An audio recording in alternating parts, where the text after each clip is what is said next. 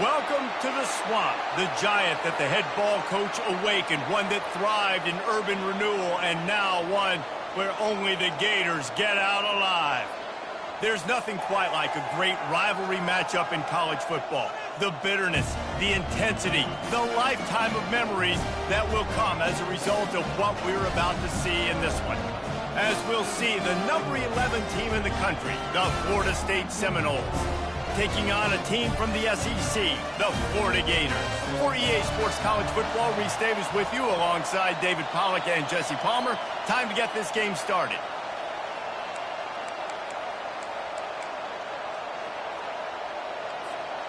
The Gators will put toe to leather and will get started.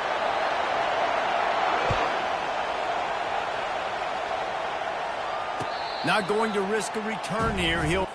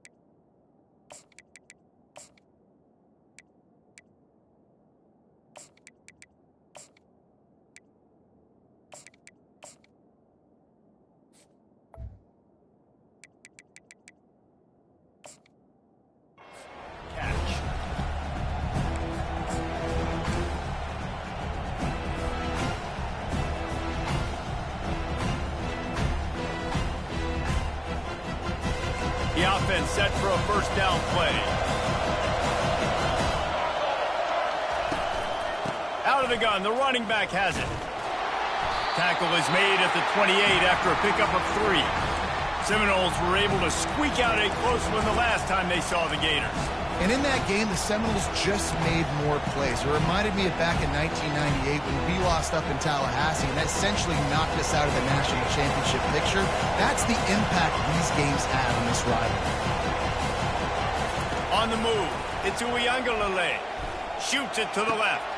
Got his man downfield. That defense got gashed, but they finally get him to the turf at the 47.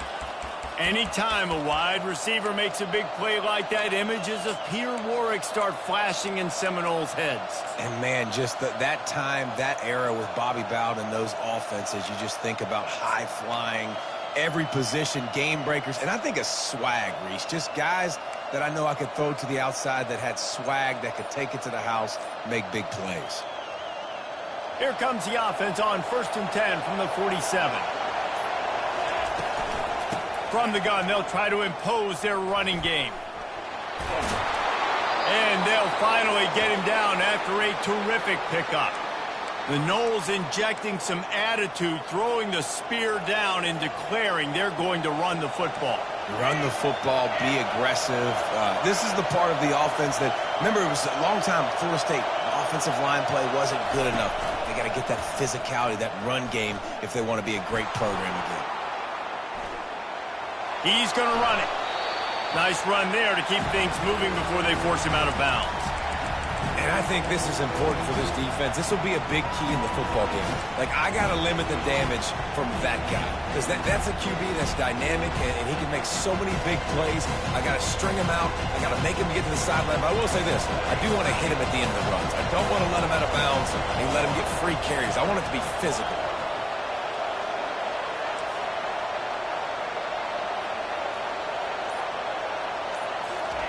He's looking for an open man on 2nd down. Gets it out quickly. And the defense able to drag him down, but not before. They'll recycle that down marker. I like the running back there on the route and the patience he showed, really setting it up. He got to the defender, was able to put his foot in the ground, get some separation, catch it, and turn upfield for a first. They've marched to the red zone, and here they go. Here comes the rush, and they've got him wrapped up at the 28.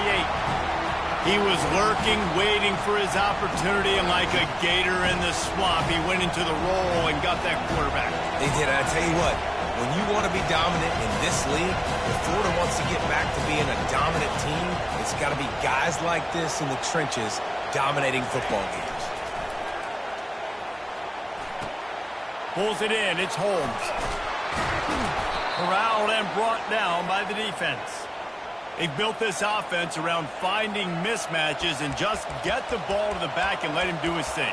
Yeah, it didn't have to be long down the field. Like it threw it right near the line of scrimmage, but you know I got a guy, when he gets in space, he can make big plays happen. Nice decision by the QB. As they get set to snap it, just about to reach the end of the quarter. Looking to throw it to Uiagalelei. Fires into the end zone. It falls incomplete. He was trying to find his man for 6. Got to give the defense credit on that play, taking everything away. Time for one more snap before the end of the quarter. Now the quarterback changing the original play call. They're throwing for it on 4th. You have an opportunity on 4th down, obviously, to just kick a field goal, take the lead early, establish some momentum. Instead, they get aggressive. They go for it, and not just get it. They score a touchdown.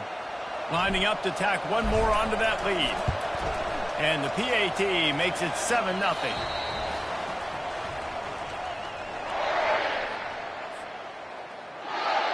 The kickoff team out there getting set.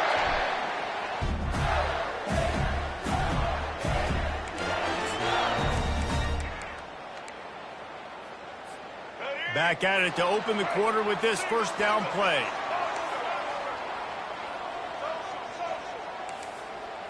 Pre-snap motion in the backfield. To the air, it's Lagway. Flips it out to the back. And there is nothing doing on that one. You got the completion and nothing else to show for it. You know, as a quarterback, you believe in your matchup. And my running back, if I can get him the ball in space, he's going to win a lot of times. He did in that time. The defense was ready. Nice job in the open field making the nice tackle.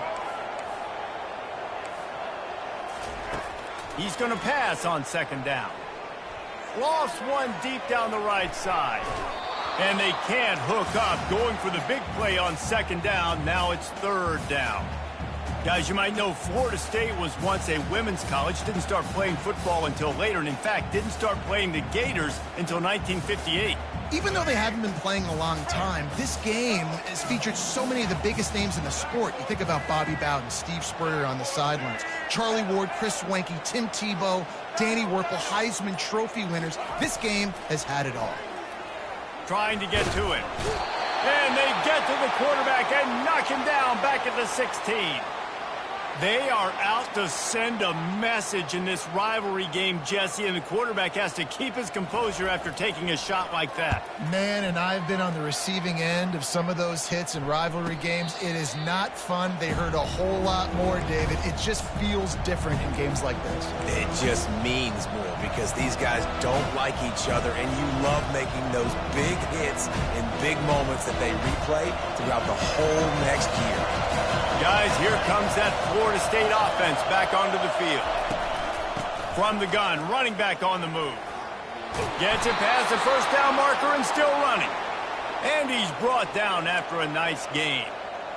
And here we go. If you're an offense, you got to get that ground game going so you can have some balance, and then you give it to your quarterback, Palmer, and let him make some plays down the field later on. Yeah, exactly. And coming into this game, this offense knew they were going to have to some way, somehow, at least establish a semblance of a running game for exactly what you just said. You got to be able to use play-action pass later in this game to get some explosive plays down the field. And it's a play like that we just saw, which can help them get that going. Wants to throw. It's Uiagalelei. Oh, and it's picked off. Threw it right into the teeth of double coverage. Going the other way, and he's got room. And he's going to take... Not only does he make the catch, okay, so I wide receiver, I can catch it. I got the ball in my hands. Guess what else I am? I'm a running back. I take that thing all the way back to the house. Exhibit A, the best athletes on the football field. He'll bring it out. It's been that return.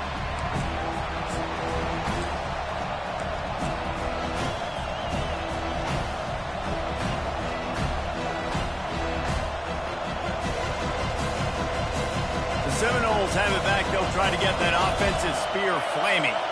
This possession will be a test after squandering that long drive, throwing a pick six, Jesse. You're right, Reese. Well, I think this is really dependent, too, on the leaders in this huddle right now to step up and help this offense get back on pace here on this drive. Yeah, and this defense is frothing at the mouth. They're excited. They're jacked up. They just made a big play. They got all the momentum, so they're ready to hunt.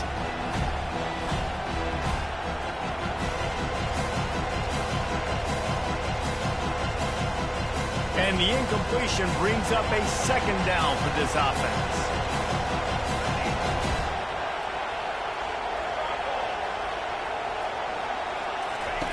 He's looking to throw. He uncorks a bullet to the right. He's got it downfield for a huge gain.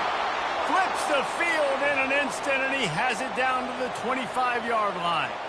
Well, after that last play, you can see how electrifying this guy is and how special he is after he makes the catch. If I'm on offense, I'm trying to find a lot of ways to get him touches in this game. Looking to throw it to Uiagalelei. Quick completion on the out. And he goes down after making the grab. Picked up a few, but he's still short of the first down marker. I love the anticipation on that throw by the QB on the out route. You got to throw it before the receiver comes out of his break. Nice work. The Seminoles have moved it inside the 20. Run in the red zone, it's Lucas. And he doesn't find much running room, a short gain on the play. And these defensive tackles just eat people. They swallow human beings when you get near them. They're so big, so strong. When those guys, those running backs come in, they just need a mitt. They put one mitt on a running back, and he usually falls to the ground just because of their sheer mass and strength.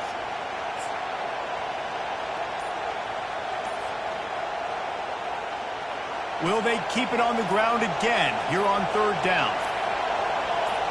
The offense will stop the clock and use one of its timeouts.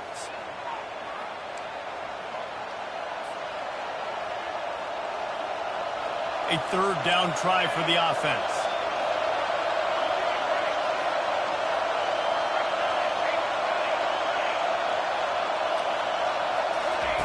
They'll try to pick up the first through the air. Grab near the marker. It's Lucas. Touchdown Seminoles! A great catch and run for 6. And I just love the execution by this offense. Late in the half, man, you want to take the lead. You want to get that momentum on your side, and they do it. They finish it with the passing game. And I'll tell you what, keep that passing game up. You can keep this lead, keep the momentum, and keep putting up numbers. And the extra point is true, and they're on top by 7. A very efficient 5-play scoring drive. And the score comes on a 17-yard throw for the touchdown. Fair catch called for and made.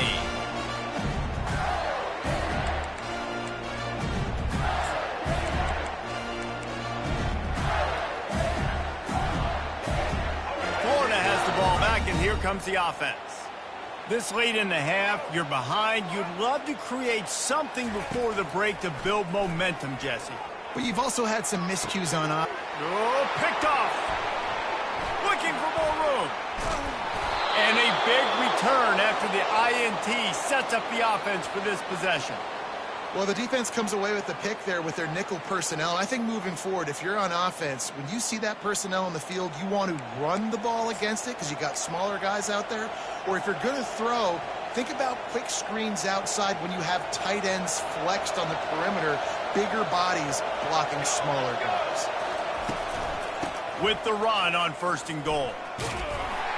And he's able to bounce off one tackle, but still not a whole lot of running room.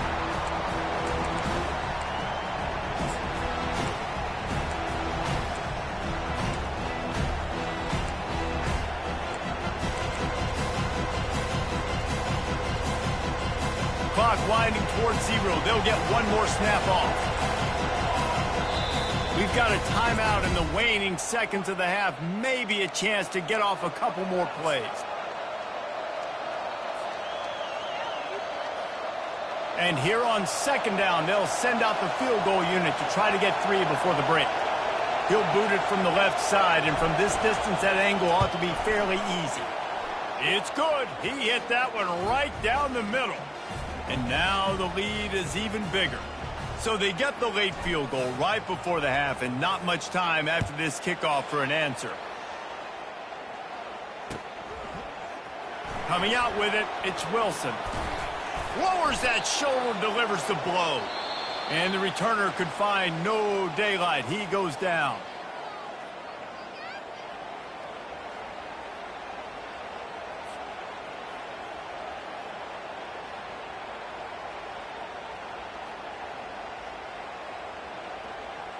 And the Noles will boot it away to start the second half.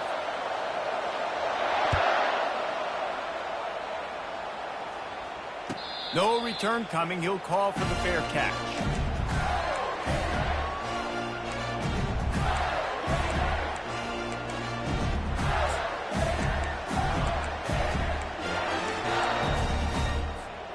The Gators sending the offense back to work.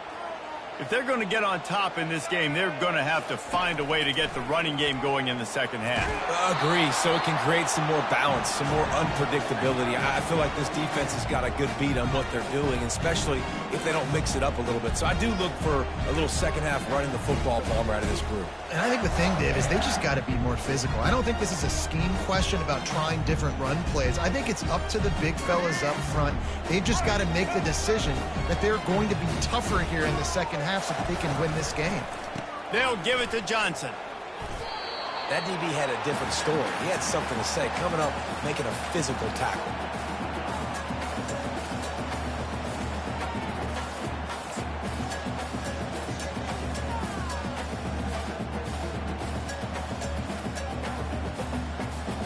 If every journey begins with a step, this offense needs to step into a third down conversion and then try to turn it into some scores, and fast. To the air. It's Lagway. Dumps it to the back. Can't make the connection on third down thanks to that tough, hard-nosed pass defense, and now it's fourth down.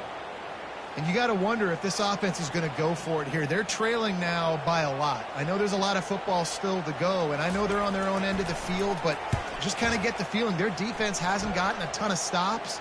They may need to stay out there, and they're going to need this quarterback to make a play. And the punt team gets down there and gets the return man on the ground.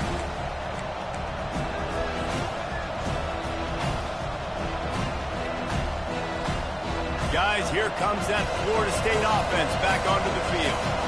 Always good to get points on a drive, David, but chip shot field goals can leave you a little empty. And I think it's great to get points, but the great teams get touchdowns in the... Oh, look out!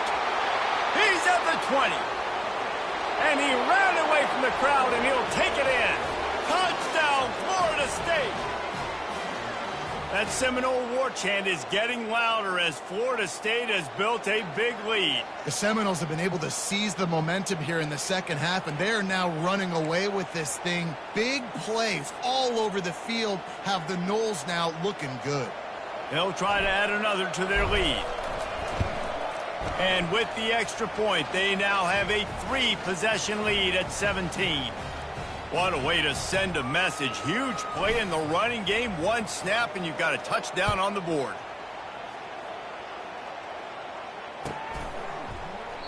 And he'll just take a knee, and this drive will start at the 25.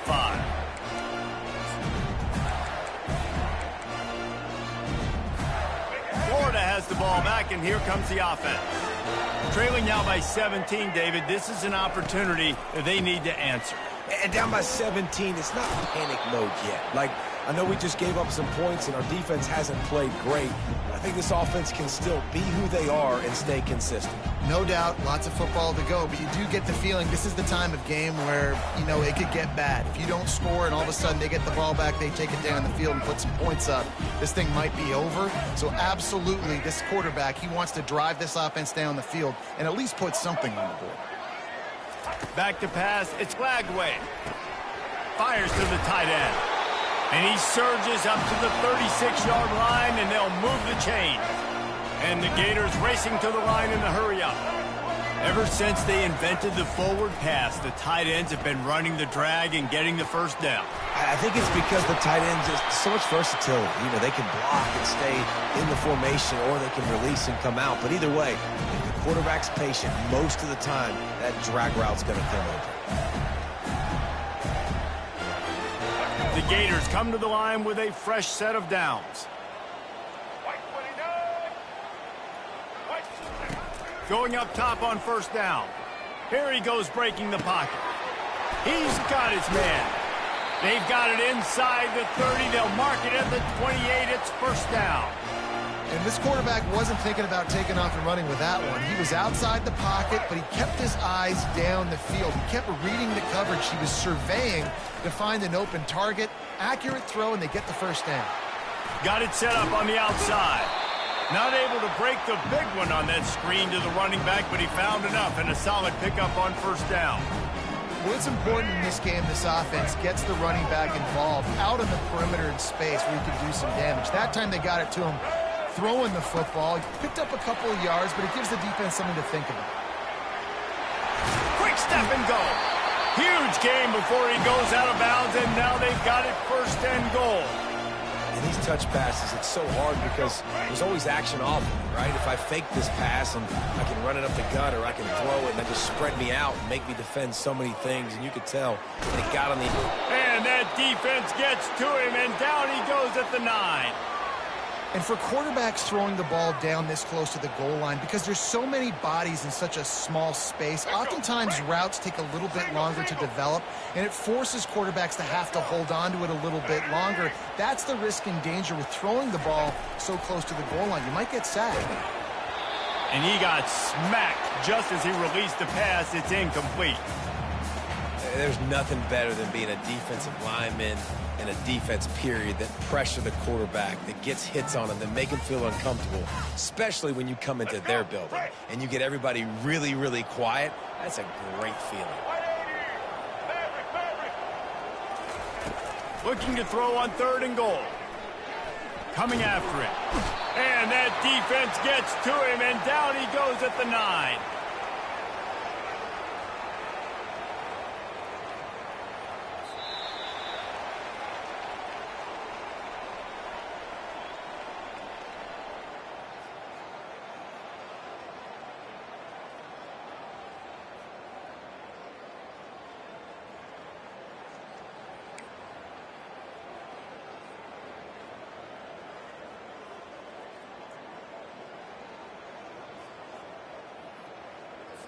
We'll start this fourth quarter as they line up for the field goal try.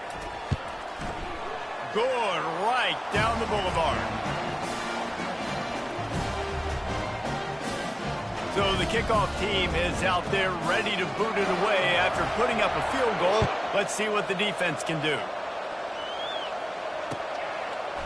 He'll bring it out. It's Douglas. Smashes ahead. They drag him down at the 22. He gambled for the big return out of the end zone and came up a little short.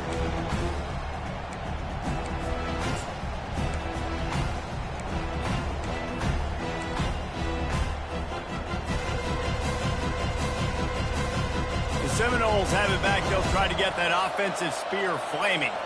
After that last explosive running play, David, why not just try it again, right? I mean, why not? Such a big, long, explosive run. You think, Jesse, maybe give it to him again? Or do you say, hey, QB, throw that thing out there?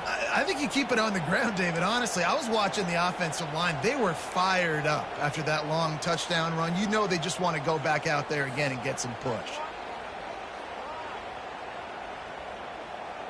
They created a lot of breathing room with that first play of the drive. Now first down from the 39. They'll keep it on the ground. They want this clock to move. And I think this is where coaches really earn their money late in games, right? It's in the fourth quarter. You got the lead. Do you want to stay conservative and run the football? Because I see the defenses, they start to get aggressive. And so sometimes you can take the other hand and take advantage of it. Got 3 on first down at 2nd and 7.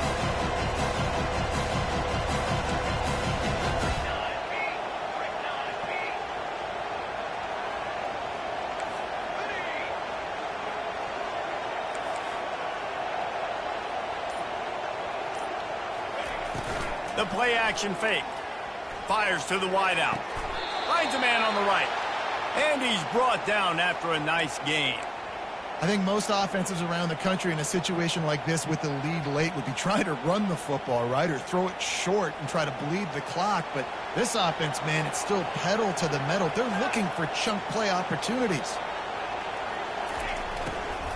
They'll keep it on the ground. In a world of trouble from the start and a massive loss on that play.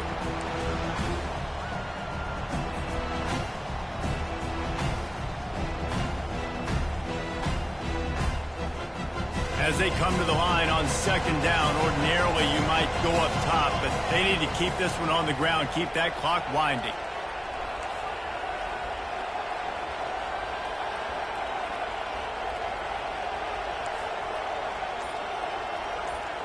Quarterback checking the play. Back to pass, it's Uiagalelei. Feeling some heat. The freshman able to get home with the sack. I don't bring more speed on the field if I don't think it's a pass, right? If I think they're going to line up and hit me in the mouth, I'm going to bring more big guys. They brought more speed on the field. They went nickel. They knew it was a passing situation. They told those pass rushers to hunt, those DBs to cover. The defense was ready for that. On 3rd and long, looking to throw away downfield. Lets it fly. And here's the pick, and oh, did they need that right now. At the 35, he's got room. Got some room to run. And it's going to be a pick 6. Touchdown, Gator. How fast did this game just change? Offense in the lead with the football, looking great. Defense makes the big play. We've got ourselves a ball game now.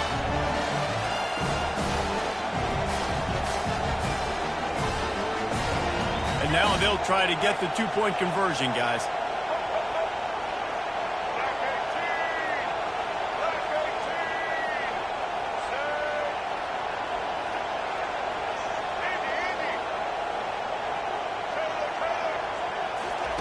Here's the snap, looking to throw. Quarterback strolling away from heat. And he was hit just as he was releasing the pass, and it falls to the ground incomplete. They still need a touchdown and 2-point conversion to tie, and they'll go for the onside kick here in the 4th. Cool as a cucumber as the hands team makes a sure catch.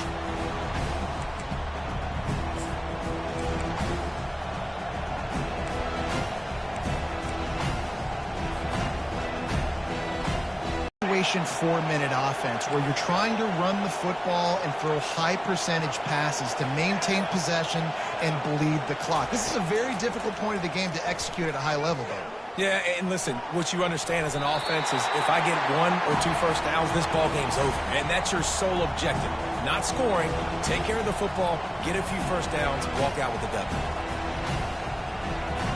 Here comes the offense on 2nd down.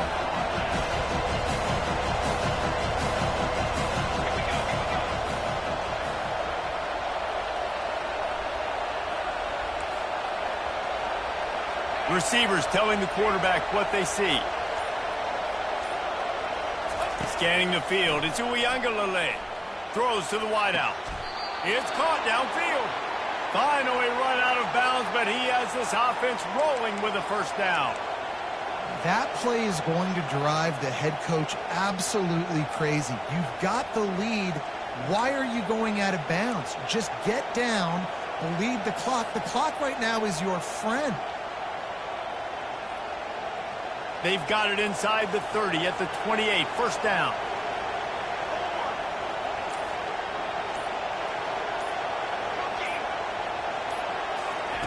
He wants to throw. Got the quick pass. Put it right on him. Sweet play. Good pickup, and they'll move the chains with the first down. This is so interesting right now watching this offense stay aggressive. They've got the lead in the fourth quarter, and you're thinking at home, we got to just run the ball and try to bleed the clock.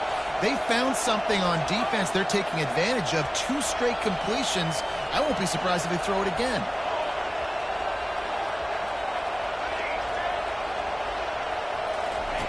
He'll set up to throw. Incomplete, and very lucky that one wasn't picked off. And, man, could they have used that? It'll be second down. And, Reese, listen, we already know. He already threw the interception the last drive. We got to get this together. This is a couple bad plays that we put together now. If I'm an OC, I'm going to make this simple. Maybe I run the football. Maybe I get him a screen. Something easy maybe to get him a little bit back in a rhythm. Looking to throw on second down. Forced out of the pocket.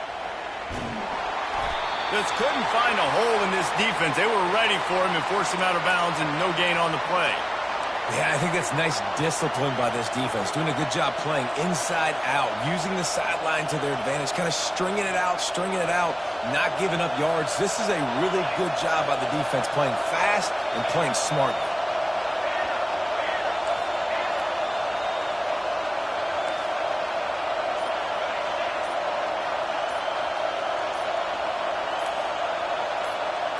The receivers often will run their route based on a side adjustment. Quick timeout from the offense to save precious seconds. If they can pay off this 3rd and goal with a touchdown, it might be getting a little tough to swallow over there on the other sideline. Wide receiver coming across in motion.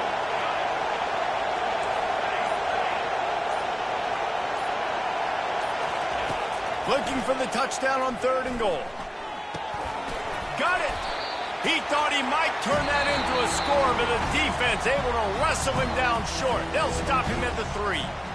Quick timeout called by the defense, stopping the clock to save as much time as possible for their offense.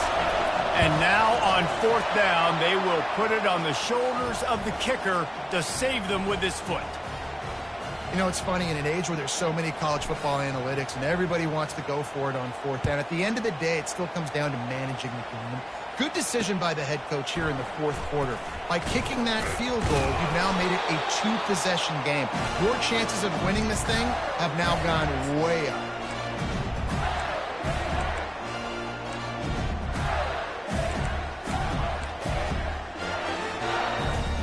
The Gators sending the offense back to work.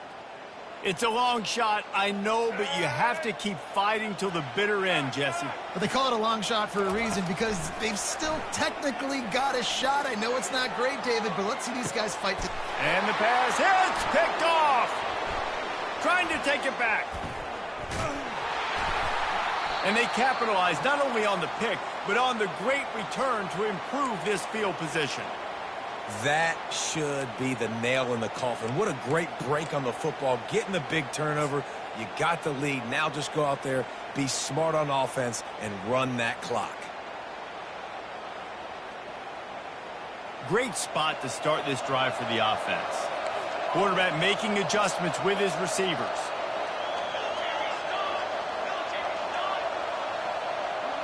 Motion from the offense.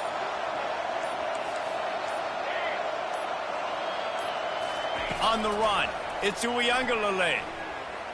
Escapes the pressure going right. On the run, fires downfield. It's caught. And he's brought down after a nice gain. They'll call timeout with 9 seconds left on the clock.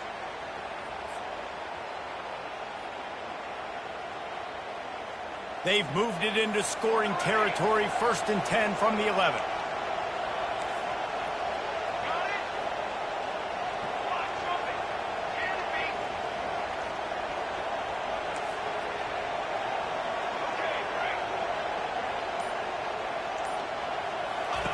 Looking to move it through the air. Got out of trouble and throws. Snagged on the outside, it's Lucas. And he'll make his way out of bounds after the solid pickup.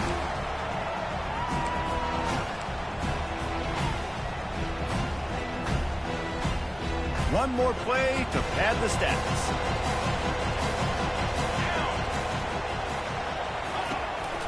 They'll go back to the ground. Touchdown, no! And they take it in for 6 more points. And you knew this one was over already, but how about an exclamation point to go with it? Another score for this offense. They've had themselves a great day, and the stats just continue to pile up.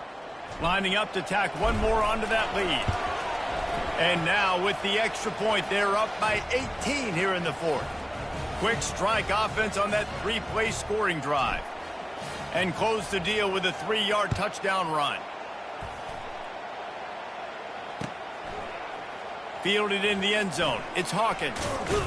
No more room to run. They make the tackle right there, and the clock is at 0, and that's how this one will end. It's really easy to get caught up in the emotion of a rivalry game. We did, and certainly this was a huge win. Yeah, and you started, you circled it, you were ready for this team. This is the rivalry you put a lot of stock in all offseason. You're talking about this game in particular. You go out and get the dub. It's a relief because you definitely wanted this team. And it's bragging rights for everybody, for the coaching staff, for the fans, but how about for the players as well? For another 365 days, you can talk about how you went out, you dominated, and you beat your rival. A lot of these guys are going to go on to the NFL. They'll be in locker rooms next year. They'll be talking about this for a long time. That's going to do it for us. For Jesse Palmer, David Pollack, our entire broadcast team, I'm Reese Davis. This has been another presentation of EA Sports College Football.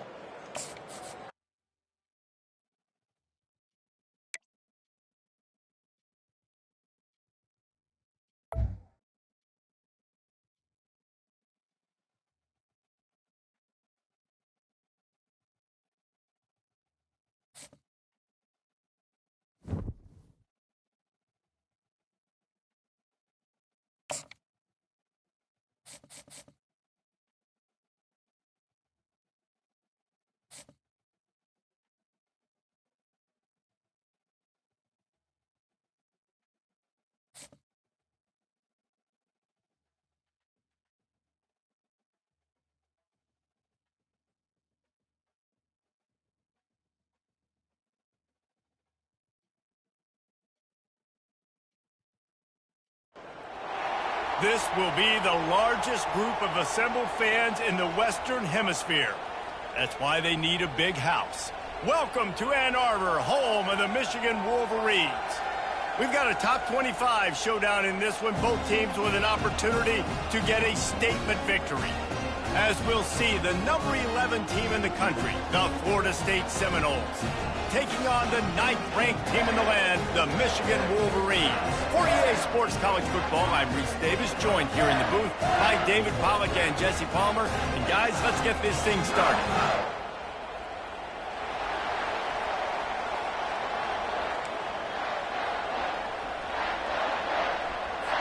The Wolverines will kick it away to start.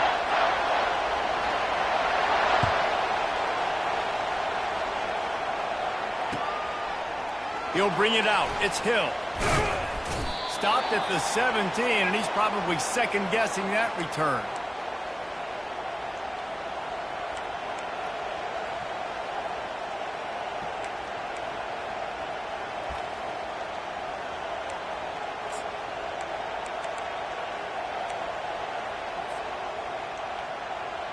A first down for the offense.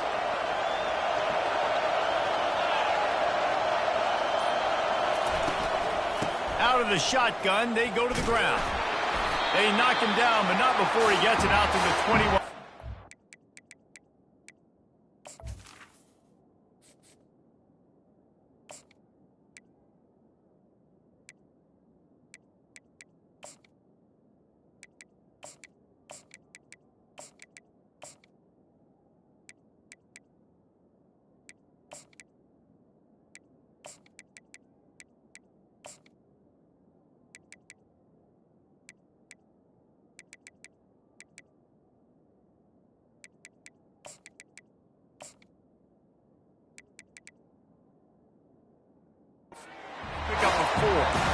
And that's a really nice play. It's impressive. Once first down, the defense thinks you might be running the football. You still can line up. You can get some movement at the point of attack and find a little crease for your running back.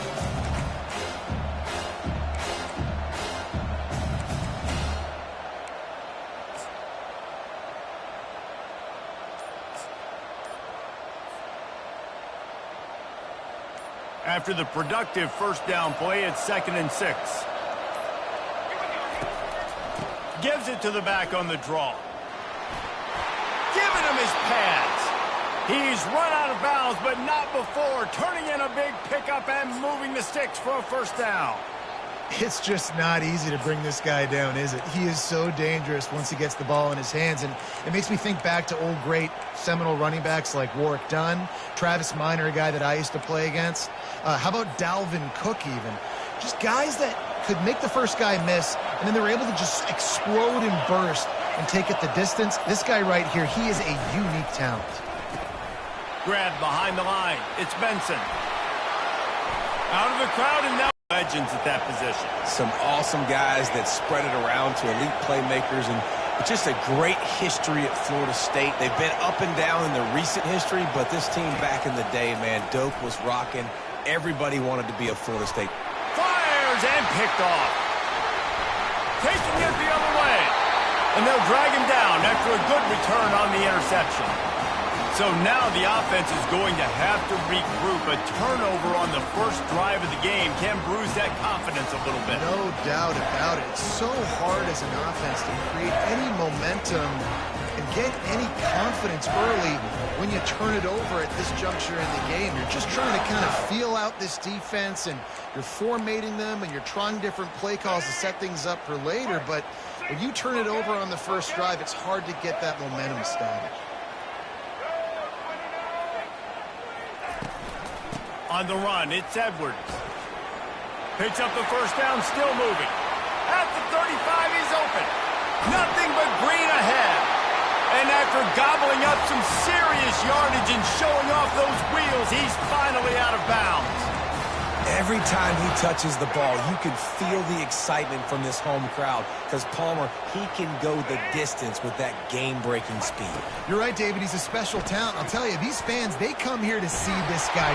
And the freshman will chalk up a sack. And you try to catch him off balance, maybe on first down and goal right here, a situation where maybe you sneak in a pass, defense was ready, got the sack. Now you got to be a little bit more creative now that you got the negative play. The offense, I know you've worked this all week. You got to get ready to execute in the red zone. Off play action. Gliding to the right, still trying to make a play. That pass is incomplete, and they're probably fortunate that it wasn't knocked free for a fumble. We're already in the first quarter, but already you get the feeling this could be a long day for this QB. He's already been sacked. He gets hit right there on the incomplete throw. They've got to find a way to do a better job up front of protecting this guy, or it's going to be difficult to put up points. On 3rd and long, no secret what he needs here. He's got it, and he's knocked down. I mean, the great news is you just came up with a huge completion on 3rd down, but the bad news is you're still miles away from picking up this first because of how poor you were 1st and 2nd down. Moving forward in this game, the offense has got to do a better job early in the drive to at least give them a chance to have some success. Looking downfield, it's Orji. Into the end zone, and it's caught. Touchdown, Michigan. And what a nice start for this offense. The throw game getting working, getting the touchdown pass. This quarterback getting a little bit of confidence. This passing game getting in a rhythm. Nice start for this offense. And the extra point is good, and it's 7-0. A very efficient 5-play scoring drive. And the score comes on a 5-yard touchdown pass. Kickoff team is on the field. They'll try to drive this one deep.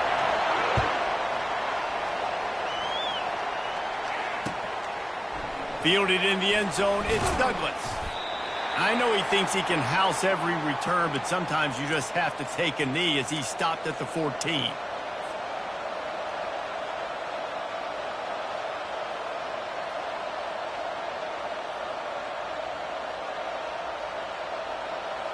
The Seminoles have it back. They'll try to get that offensive spear flaming.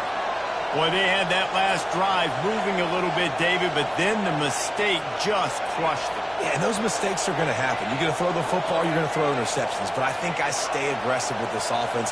I get back to what I did on the first part of that drive, what made me successful. I agree, David. Just turn the page if you're a quarterback, right? On this drive, you did a lot of good things there leading up to that pick. Forget about it, move on, play the next play. As they get set to snap it, time winding down here in the quarter. Quarterback reacting to what the D is showing.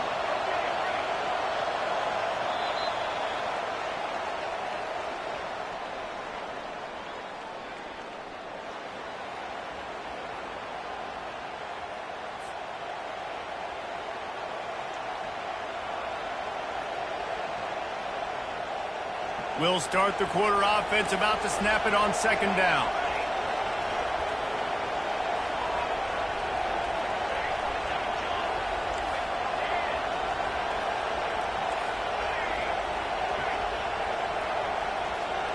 Dropping back, it's Uiagalelei getting some heat.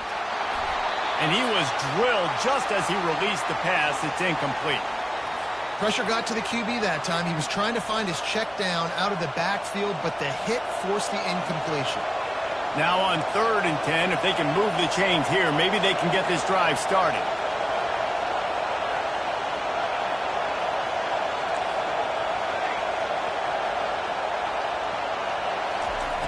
From the gun, wants to pass. Pressure coming. Stepping to the right. Gets away. You're not getting him on the ground, still on his feet. Any way you can in your freshman season at quarterback, and he gets it done on the ground. He's got such good awareness in the pocket. He does a good job of feeling the rush, and you know it's a pass, and you want to keep your eyes downfield, but he sees an opening, and if he sees an opening, he's got the ability to go get it. And that pressure just engulfed him. A sack for this defense.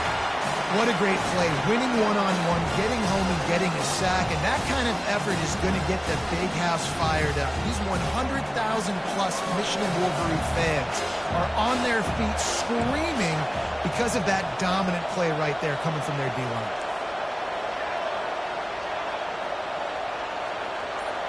Quarterback checking off. On second down, he'll let it fly. That's caught. It's Lucas.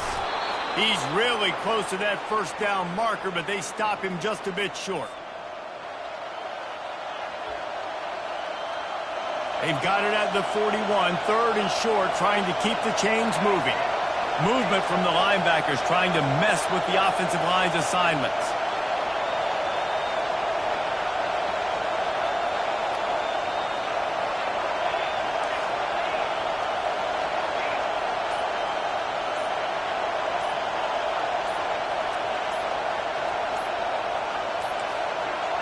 Looks as if they didn't get it off in time. It'll be a delay of game.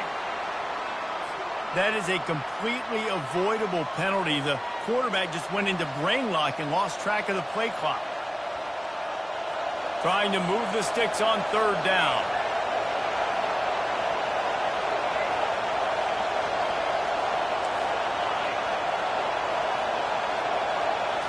To the air, it's Uiagalelei. And the quarterback is snowed under.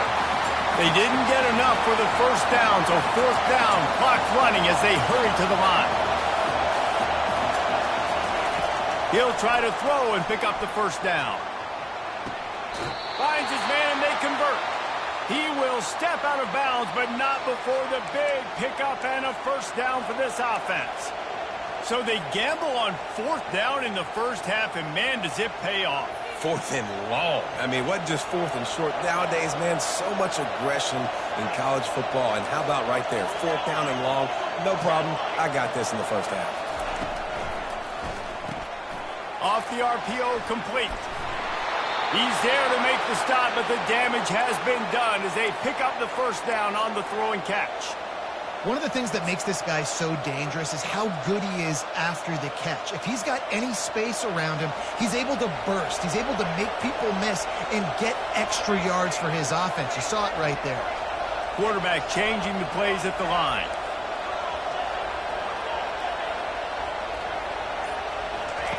to the air on first down. Unloads to the wideout. What a job to lay out and make the catch. Whew, boy, this freshman quarterback has a hose. Did he zing that thing in there? And the Seminoles have it with a 1st and 10.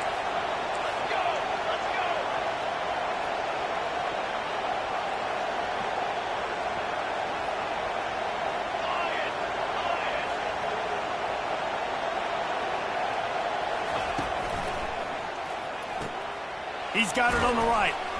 And I think they'll give him 2 on that one. 2nd and 8 coming up.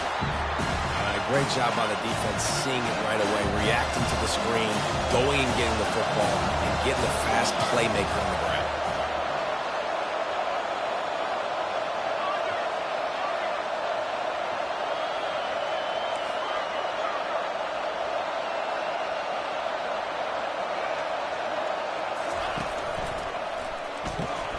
Grabbed behind the line. It's Green. They stop him almost immediately. Short gain there, and still a little ground to cover to pick up the 1st. There's a timeout called as this offense tries to find a way to draw a little closer. Ball is at the 20. They'll try to convert this 3rd and short. Fast motion from the offense.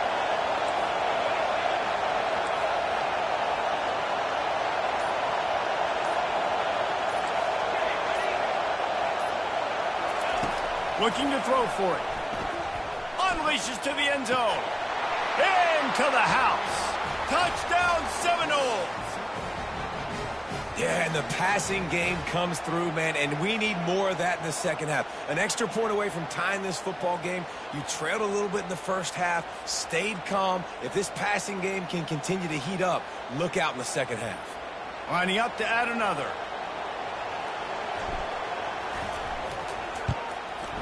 Hit that one with some aggression for the point after. They put it in the end zone with a 12-play scoring drive. And they closed the deal with a 20-yard pass for 6. So they got the touchdown, and as they kick off, really important for the defense to shut them down here. Ball is coming out to the 40 after that penalty on the kickoff.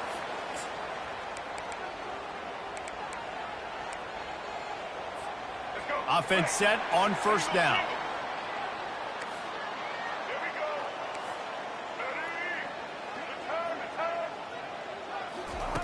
He's looking to throw it. He gets rid of it, but I don't think they're going to let him get away with that. Nope, here comes the flag.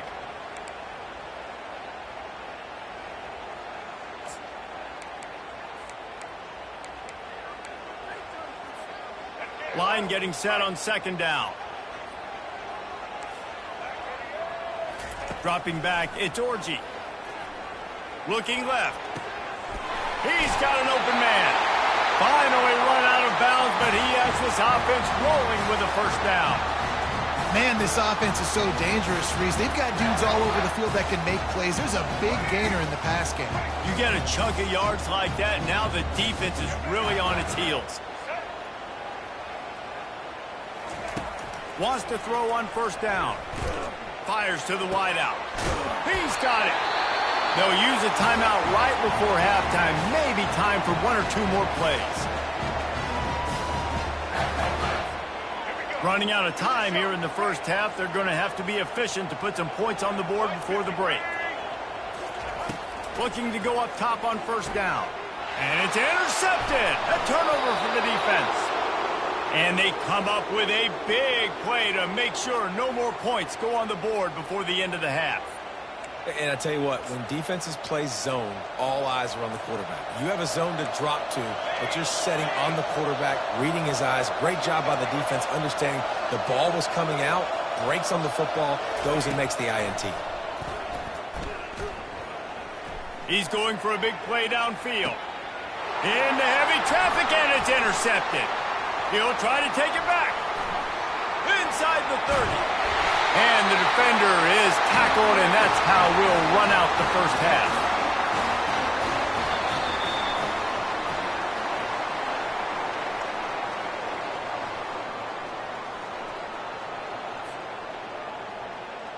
The Noles will kick it off to start the second half.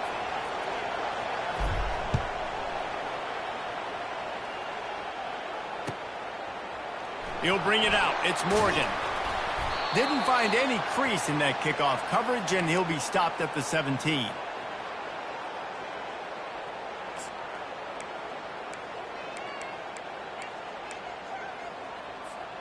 Michigan ready to get that offense rolling again.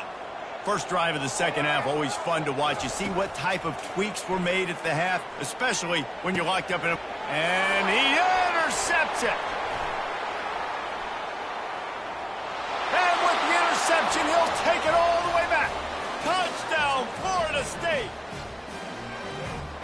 And the free safety roaming the middle of the field, and you could see just reading the quarterback's eyes. And how about the break on the football, taking a great angle to pick it off and then do some damage and make the big play for this defense to score some points.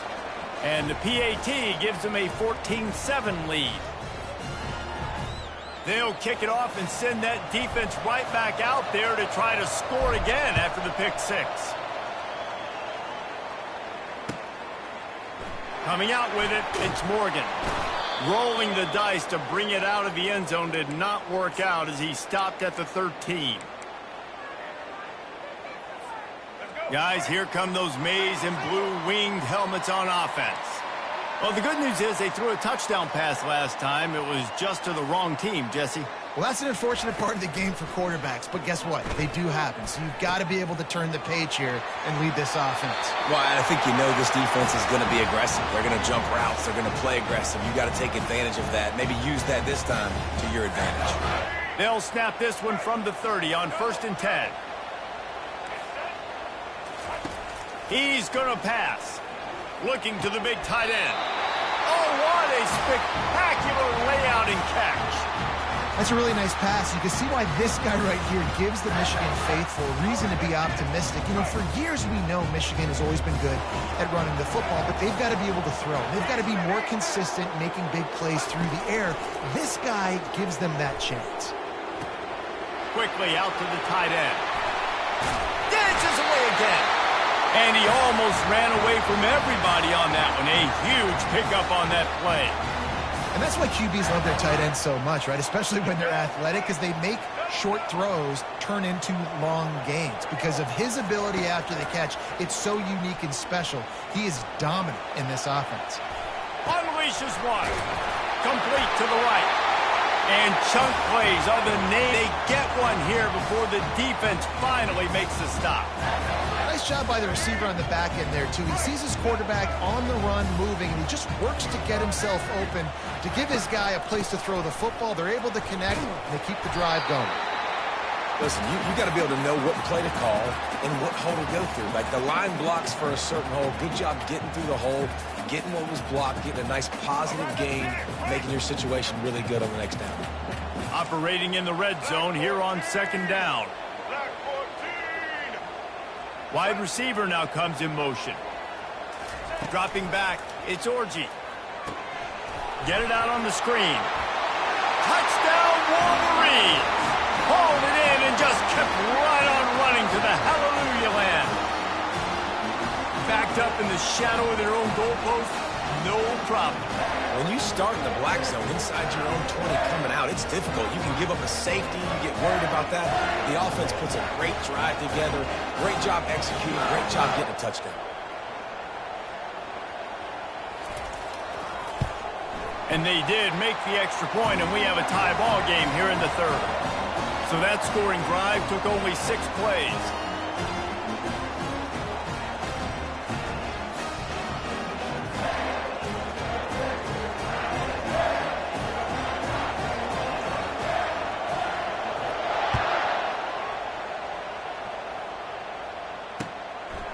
He'll bring it out. It's Benson. Stopped at the 17, and he's probably second-guessing that return.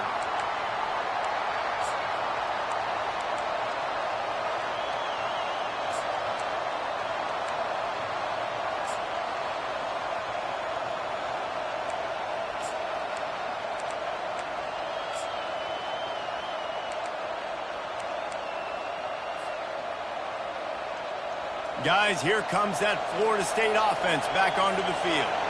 Well, let's see if this drive goes better than the last one. They were in and out quickly after the quick pick, David. Yeah, first play, Big mistake, man. Now, let's get this offense in a little bit of a rhythm. Maybe before you open it up again, Palmer, or do you trust him right away? He seems to me like the guy maybe that just needs to kind of get into the flow of the game. So maybe you get the running game going here and just give him some easy looks to let him get lathered up. Looking for room, it's Lucas. Picks his way and gets 4 out to the 27. And, you know, when we talk about great third down defenses, it really starts with them getting stops on first and second down. You've got to get those stops early in the drives to set up third and long, so that's a missed opportunity on that second down by this defense. Pocket starts to collapse. And he was hit just as he released it, and it falls to the turf. Defense did a great job. Third and short on the opponent's side of the field. They're expecting quick throw. Everybody, they dug their heel on the ground. They're able to break on the ball, force the incompletion. And how about this lower intestinal fortitude? 4th and 1 in your own territory, and they're going. They'll try to pick up the first. Got room to work. They finally get him on the ground, but the big running play moves to change for the first down. You know, I think there's a lot of people in the stadium that were wondering, why are they going for it on 4th and 1 in their own end of the field? But the gamble paid off. The Seminoles have it with a 1st and 10.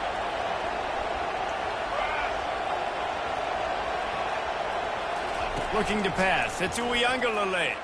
He puts a lot of air under it down the sideline. Snags it on the right. A huge gain on that one before he ran out of bounds, and he has the first down.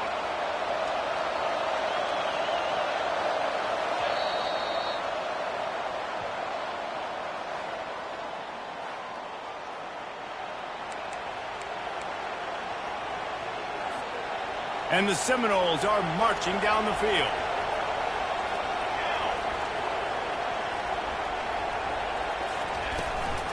Going with the ground game left. They bring him down, and he's going to lose a yard on that one. That linebacker saw the express lane right to the ball carrier. And a great job by the defensive line, getting some push, making them use their resources on him. Linebacker comes free, doing the making the backfield for a tackle for a loss. The lost yardage leaves him with 2nd and 11. They go right back to him. He's knocked down in the backfield. He'll lose a couple. And if you want to bring all your tight ends in the game, you know what I'm going to do? I'm going to bring in more linebackers, more defensive linemen, get ready for the run, less speed on the field, especially when you get down here in the red zone. I feel like I can match up man-to-man with those tight ends in the back end. Nice job understanding a run was coming. 7th play of the drive coming up, but a long way to go on 3rd down.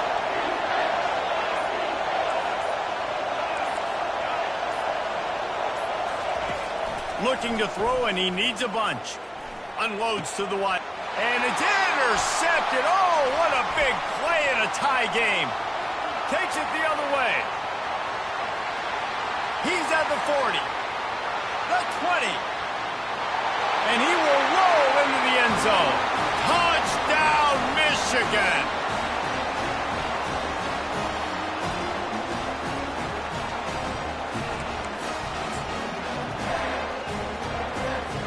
They'll try to tack on an extra point here deep in the game. The extra point is good, and now in the 4th, they're up by a touchdown and an extra point.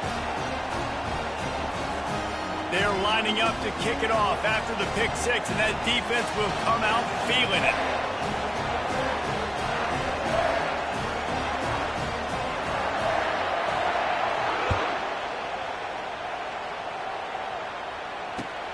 And he hauls it in, and everybody's on the edge of their seats.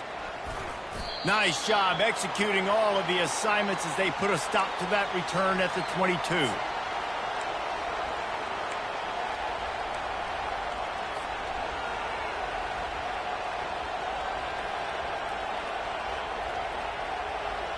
The Seminoles have it back. They'll try to get that offensive spear flaming. That last pick six after a drive like that, David, can swing the momentum of a game.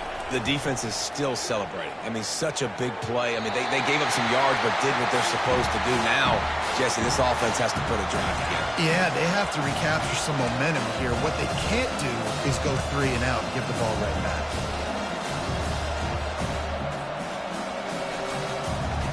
After missing the connection last time, it's 2nd and 10 from the 22. Quarterback will audible.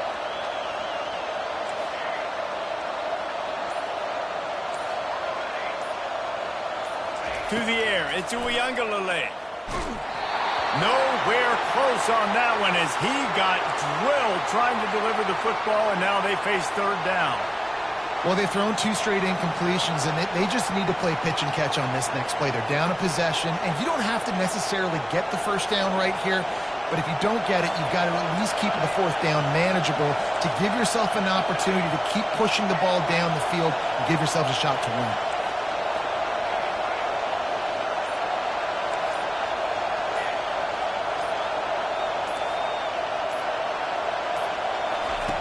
On 3rd and long, he's going to have to throw for it. He's missed 3 in a row now with that last incompletion. Well, they're down a possession, and they're on their own side of the 50, so they need a big run right here. They've just thrown 3 straight incompletions, but it just takes one. It just takes one big play down the field to all of a sudden get that momentum and that juice flowing again to give yourselves a chance to win.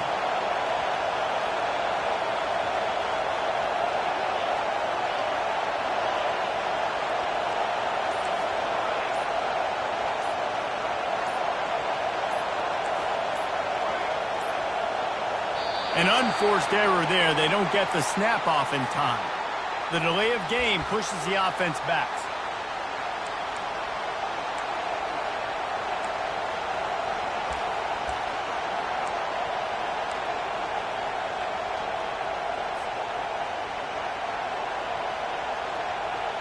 Trailing by a touchdown, this 4th down opportunity is gargantuan.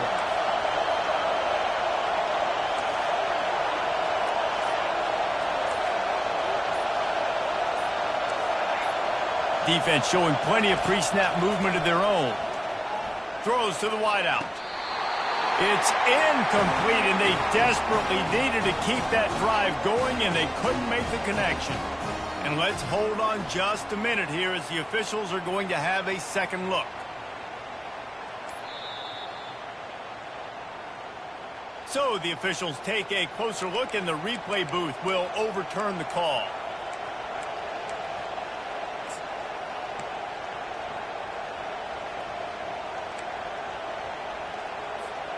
The Seminoles will snap it on 1st and 10. Give to the back. A most efficient pickup of 6 on 1st down. It's 2nd and 4. I know it's sexy to throw the football, but if you can pound it away and get these kind of gains, they will just add up, wear the defense down, get 1st downs, and ultimately get some points. Now the quarterback changing the original play call. Back to throw. It's Uiagalelei. They're working that left side. And they wrap him up, but not before he's got enough for the 1st down. Clock stops momentarily for the 1st down. They'll hurry to the line. They'll throw it on 1st down. Now improvising. And the pressure will get there. The sack. Down he goes in the waning moments. That could be a costly play. Quick timeout call by the offense after the play, trying to preserve every minute possible. Got to get everybody lined up quickly, time winding away, and they've got to push the ball down the field.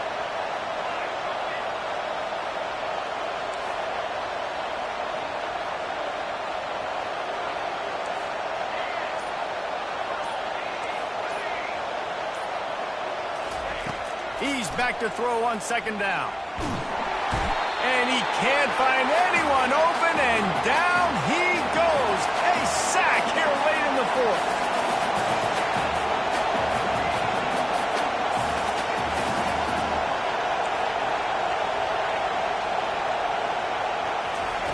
It is 3rd and long. Let's see what kind of arm he's got.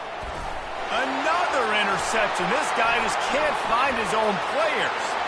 Got room on the return. And they capitalize not only on the pick, but the great return to give the offense tremendous field position. That might be the nail in the coffin, fellas. This offense, they're trying to get back in the game. You're having to be aggressive. You're now going to have to start taking chances. An errant throw ends up in the hands of the defense, and I think that's all she wrote. Running the red zone, it's Edwards. A 7-yard pickup. It'll be 2nd and 3.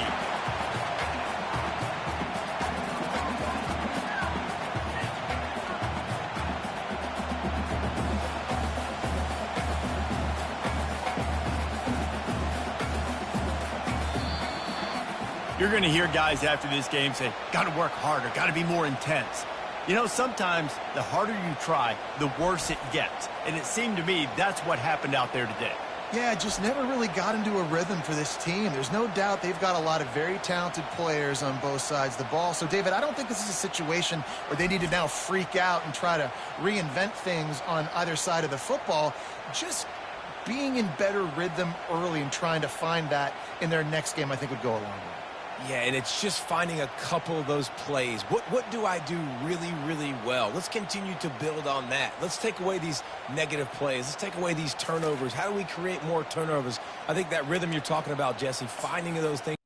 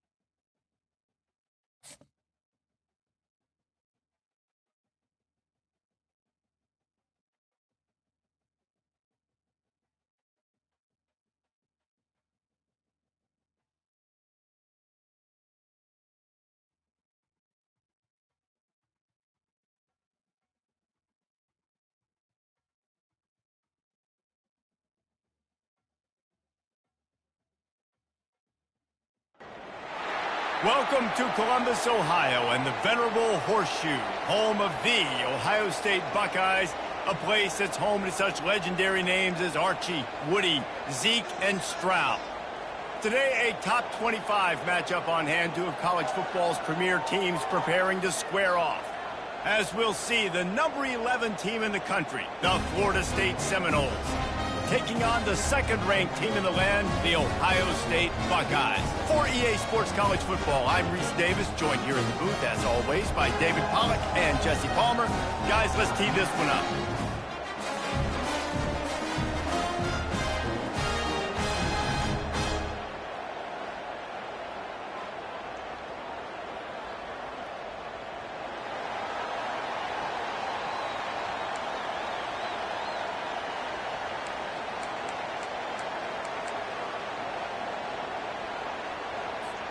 The Buckeyes will get us started with the opening kickoff.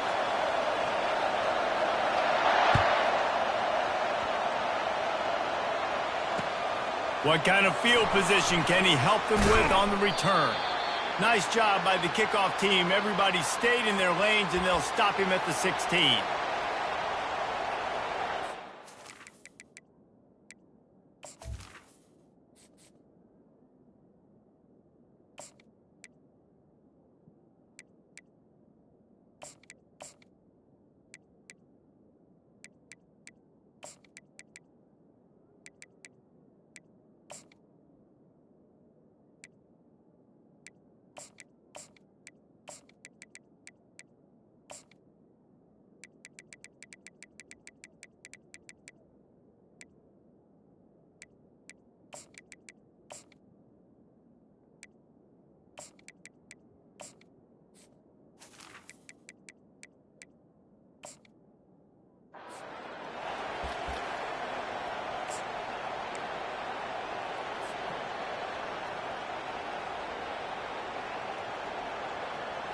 Offense getting set for first down.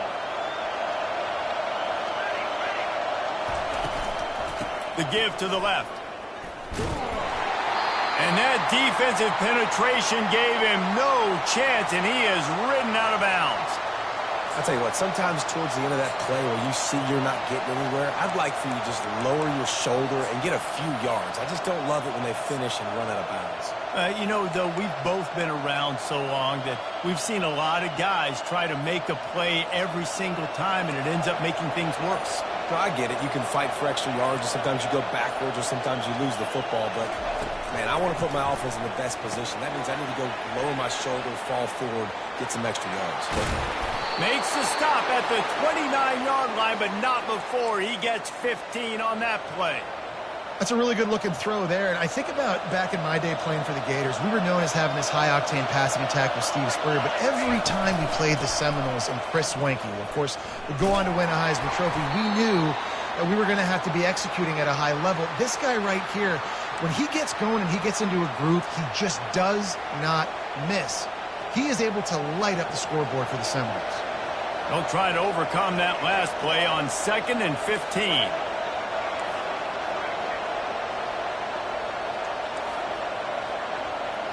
Quarterback checking the play. Back to throw. It's Uiagalelei. They make the stop. Not a whole lot of ground picked up there, and they'll have work to do to get the first down. Listen, running backs are not just running backs anymore. You're going to be a wide receiver in today's football. A great job sneaking out of the backfield, getting the football, letting them get some positive yards.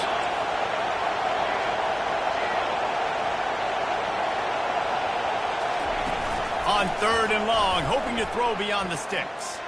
Skips away from pressure. He's going to take off. Great job to get down with the slide after getting everything you could. Yeah, I think you're just seeing the experience this guy has, right? He's so poised. And initially, he's flushed out of the pocket. Nothing's open. And he doesn't panic. He's not throwing it away. He's not sliding early. He just knows where the defense isn't. And he's able to attack that space with his speed and get a positive play.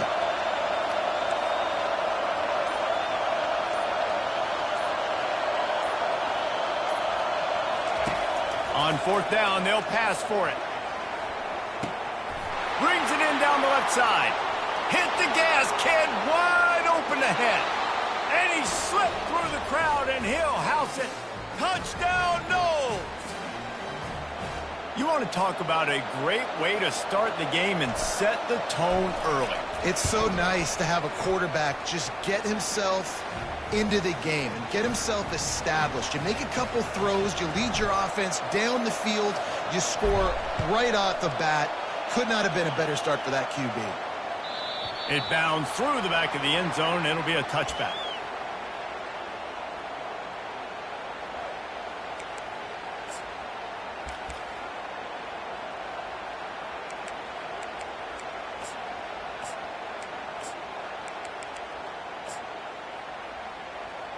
On 1st down, here comes this offense. To throw, it's Howard. Throws to the back. And this will be incomplete. A big hit there forces 2nd down. Looked like the offense had a chance for a big play there, but the running back just could not reel that ball in. Last incompletion leaves them still sitting at their own 25 with 2nd and 10. Off the play fake. Fires to the wideout. On target to the left. And the explosiveness, the big gainer gets it to the 49-yard line. This noise, this crowd, and you can feel the jolt of energy going through the Buckeyes. Well, everybody loves 5-yard runs, Reese, but come on, let's get real. When you're chucking the ball down the field and you've got great quarterback play and wide receivers out wide that are making plays, fans go nuts, and the Horseshoe is one of the loudest places in all of college football.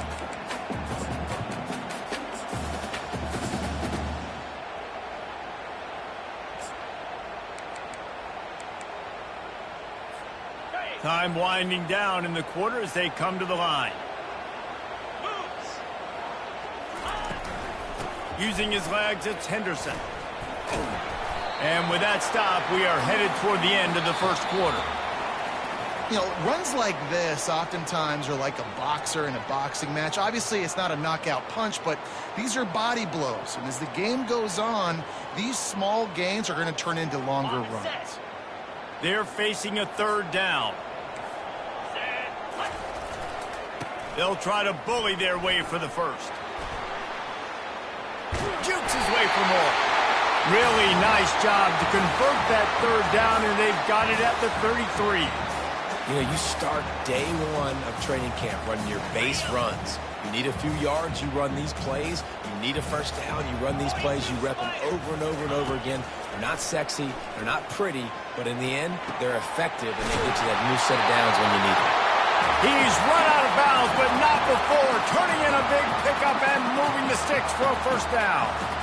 This is a tight end that not only is going to play with his hand in the ground, but he can line up in the slot as well and attack the defense vertically. He's too fast for linebackers to cover, and he's too big for DBs to cover. He's a real weapon in this offense.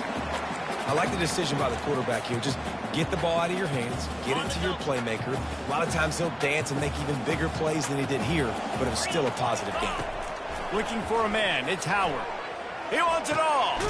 Ball into the end zone, and it's intercepted. And the freshman just showed those great ball skills and snatched it right out of the air. And it just turns out to be a missed opportunity. You get the ball in the red zone, and you turn it over. Momentum. It plays a big role for teams and especially for offenses. And when you have chances like that, when you're down in this area of the field, you've got to be able to come away with points. Even if it's not going to be a touchdown, you are not leaving this area of the field without putting at least 3 up on the board. Missed opportunity for the other. Second down here, and maybe they've got time to get one more snap off before the 2-minute warning. They'll try it over the left side. That play just never had a chance. They knock him down for a loss of 5. We've reached the 2-minute warning, and we'll see if the offense can build on this lead before the break.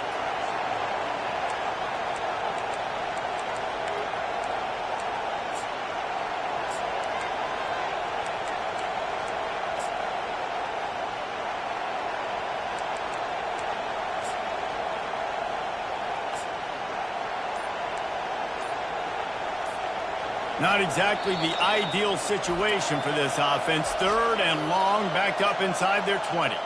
Quick timeout call by the offense after the play.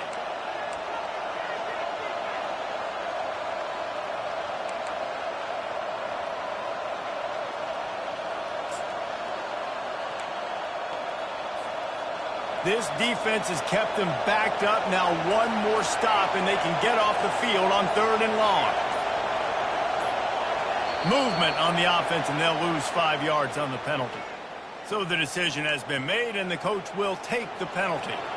You make up the game plan, and not a lot on the play sheet for this. Third and long from inside their own 20.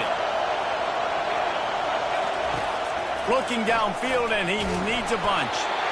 And he got smacked just as he released the pass. It's incomplete. The Seminoles will bring the punt team onto the field. And on money down defensively, you got to find ways to affect the quarterback. Nice job by the defense, getting the pressure, getting to him, getting a hit on him, and forcing the incompletion, and now forcing the 4th down.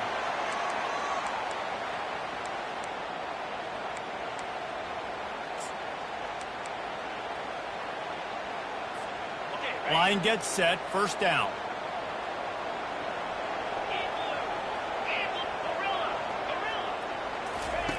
He wants to start this drive with a pass.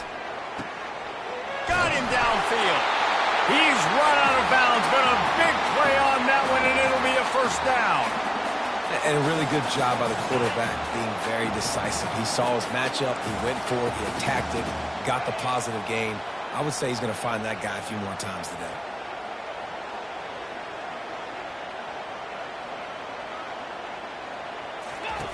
He'll come out throwing on first down. Got it in the middle, it's Smith. When these wide receivers work the middle of the field, so much of this is feel. Understanding where the holes are in the zone, or understanding how to get leverage on a man. And these wide receivers are dangerous nowadays because they do it so fast and see that so quick and make those plays. Unleashes one deep. And it's incomplete, going for the massive explosive play instead. They're looking at a third down. You simply don't see that very often. A quarterback of this guy's caliber missing a guy wide open in the end zone. He makes those throws in his sleep. He'll just keep slinging it. Deep shot for the end zone. And that ball was in harm's way, and he is lucky to get that one back. Well, on 3rd and short in field goal range, they dial up the pass play. Quarterback was trying to get through his progressions. There was just simply nobody open. Couldn't make an accurate enough throw. Ball falls incomplete. Now setting up a big decision here on 4th down. On 4th down, they'll try to throw it. And they get to him and sack the quarterback, and they'll stop the drive on downs. That's a tough place to be if you're the quarterback, too. On 4th down, the defense dials up the blitz, and you just feel the pocket constricting around you. It's like a black hole. There's just nothing you can do. It's hard to see receivers downfield. It's hard to step up, and on that play, you're helpless, and you know that you're losing possession and you're coming off the field. Quarterback flips it ahead quickly to the receiver.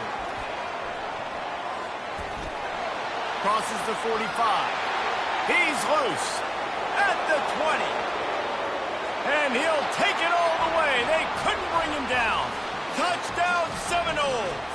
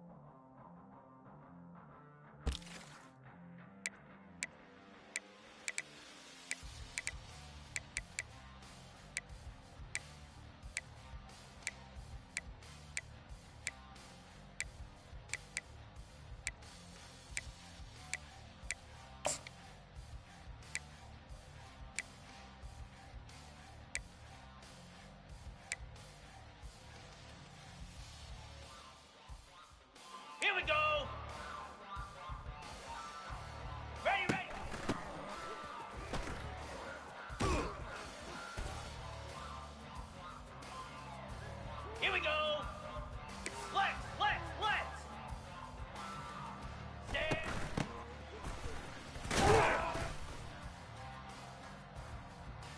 Jackrabbit. Belly stutter. And hot.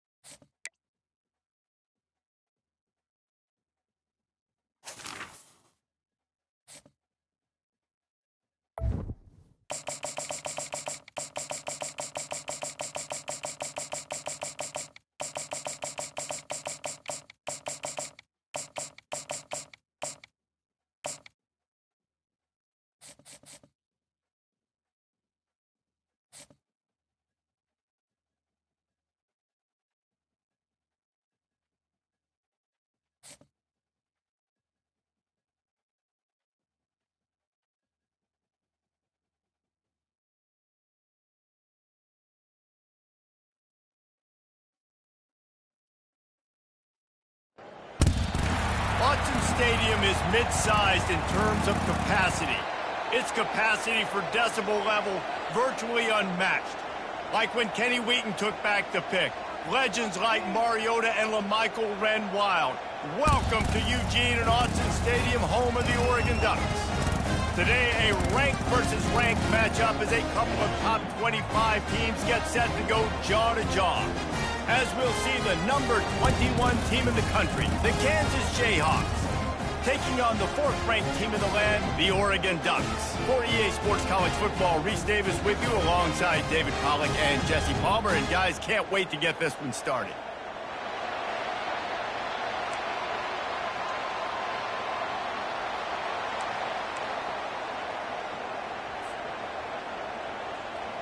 And the Ducks will boot it away to start the game.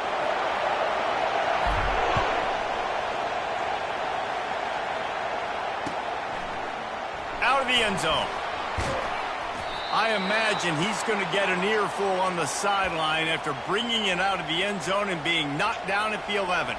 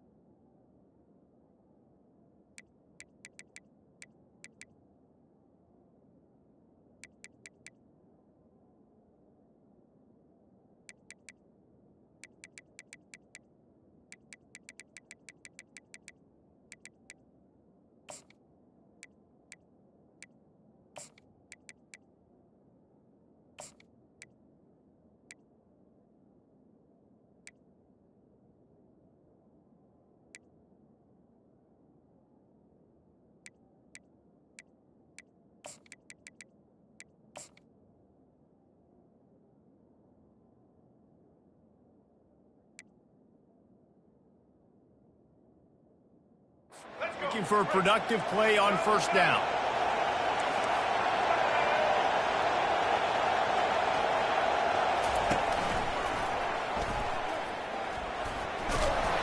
A 7-yard pickup. It'll be 2nd and 3. Well, it's plays like that that'll help this offense stay in rhythm all game long. If you can have that kind of success on first down running the football, it just opens up your entire playbook moving forward. He's past the 30. Oh, look out. There he goes. At the 30. Inside the 10. And he'll glide his way in for the score. Touchdown, Kansas. And these offensive coordinators tell you they want to start fast and they want to establish the run game. That is exactly what you did. First drive, you hand the football off, making the big explosive run, setting the tone for this football game.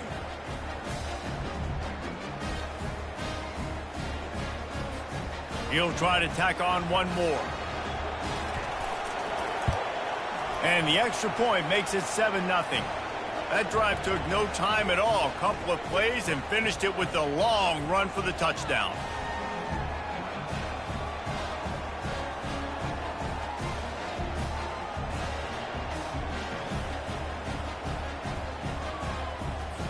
The kickoff team on the field as they'll send this one away.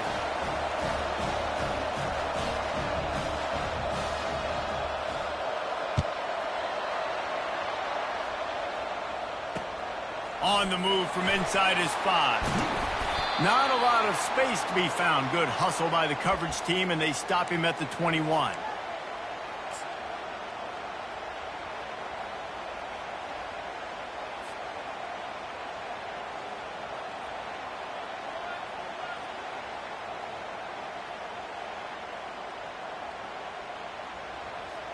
Here comes the offense on first down.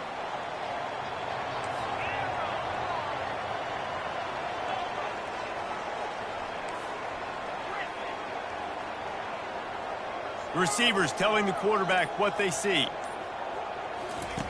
They'll throw it on first down. Going for a big play right off the bat. Oh, and he gets downfield for the big catch. What a nice throw there, just carving up the defense. You make these types of passes downfield, and it reminds me of Justin Herbert just carving up Arizona State for nearly 5 fills. Yeah, just making big plays in the passing game. This offense is built on the run. It always has been. It always will be. That's what the Ducks hang their hat on, but making those explosive plays down the field when the defense slips up and loses a little bit of eye discipline.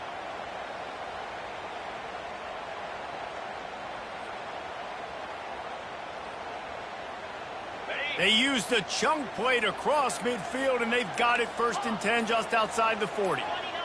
Early movement on the offense, and they'll push it back 5 yards. The officials offer the deal, and the coach accepts it. They will take the penalty.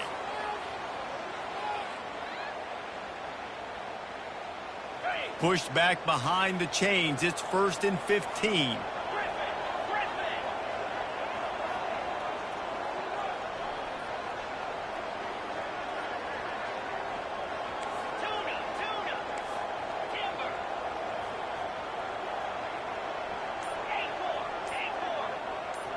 Looking to throw, it's Gabriel. Fires left. Got his man.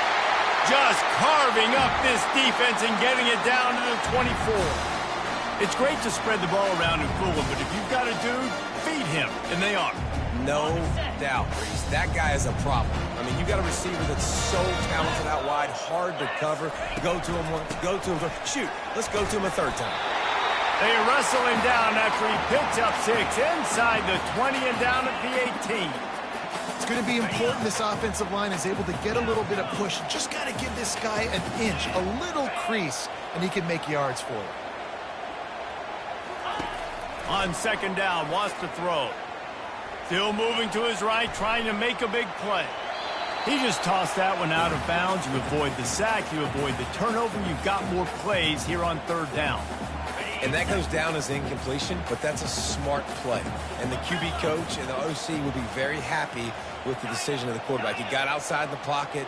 He obviously was he's outside the tackle boxes. He knew he could throw it away as long as he got it past the line of scrimmage. Nothing there, nothing open. Lived to fight another down. Takes it from the gun on 3rd down. Gets it out fast. And he gets the 1st down, but man, did he get the hit stick laid on his noggin. These two guys, just on the same wavelength, they make clutch connections all the time. And that's practice, man. That's all summer. That's all spring. Just so many hundreds and thousands of balls where you know exactly when that guy's going to break. You know he's a stud. You're going to feed him, especially on these 3rd down situations. I like this guy as a running back because he can run between the tackles and he can also go outside. He can really do it all.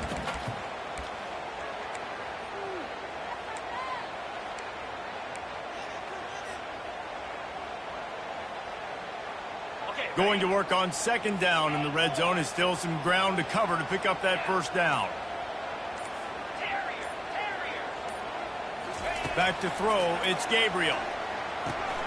Floats it out in space. And he's going to lose yardage. He was looking everywhere for just a little grass and a little air, and none to be found. 3rd and long, and they can get the 1st down without scoring a touchdown.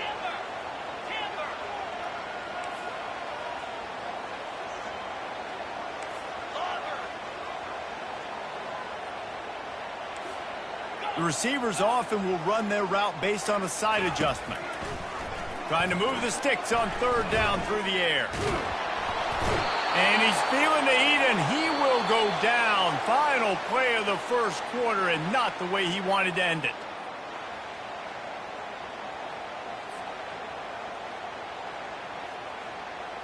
So now to start the 2nd quarter, they'll line up and try a field goal.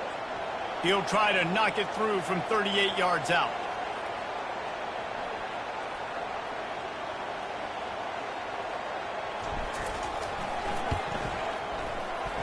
absolutely perfect.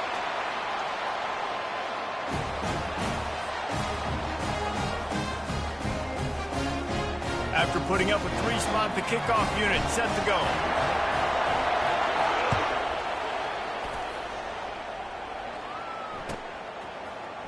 He's going to try his luck from the end zone. Rolling the dice to bring it out of the end zone did not work out as he stopped at the 13.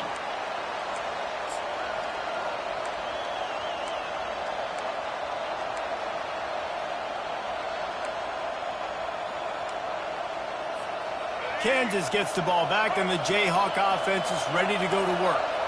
Jesse, a very productive drive last time, wound up with a touchdown. Yeah, mixing and matching play calling really well. Nice balance on that last one, Dave. Let's see what they can do here in this next drive. Yeah, and I don't expect anything different. When you put together a drive like that, I would do more of the same. Keep the pace, keep it going. They're going to keep feeding this guy the football, guys. Over 100 yards rushing with that last carry now. We knew coming into this game today, they had to get the running game going. They had to be able to turn around, hand it off, and get positive yards and set themselves up into manageable third down situations. And we've seen them at any area of the field so far in this one have success in the running game. They'll keep that up until this defense proves they can stop it.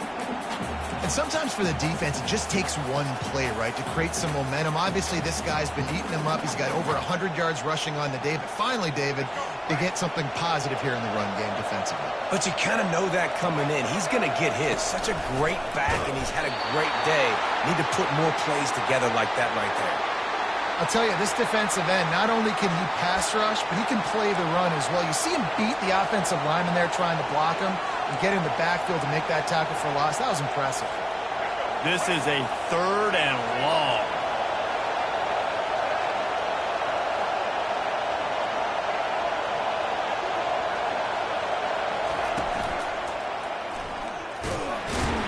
He's knocked down in the backfield. He'll lose a couple. It's the 2-minute warning, and we'll see if the offense can tack a little something extra on their lead before the break.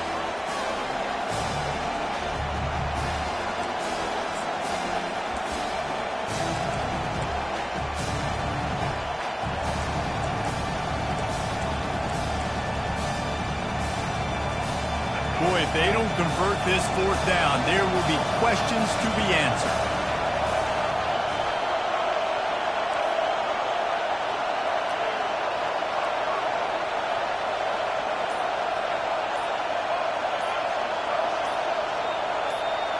Well, that was less than choreographed. Everybody going on their own snap count there. So the decision has been made, and the coach will take the penalty.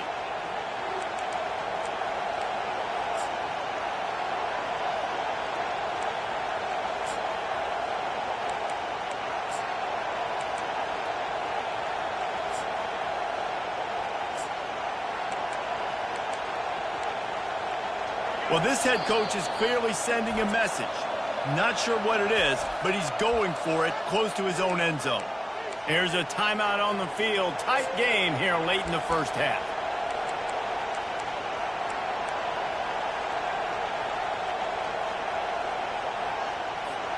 Boy, if they don't convert this 4th down, there will be questions to be answered.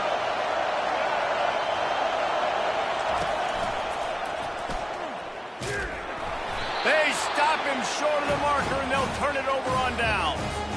What a great job by this defense. You get the 3rd down stop, and you're like, yes, put my hand in the air, 4th down, force a punt. They go for it, and you get a stop and set your offense up in great field position already. Nice job by this defense. And Oregon has it back, and here comes the offense.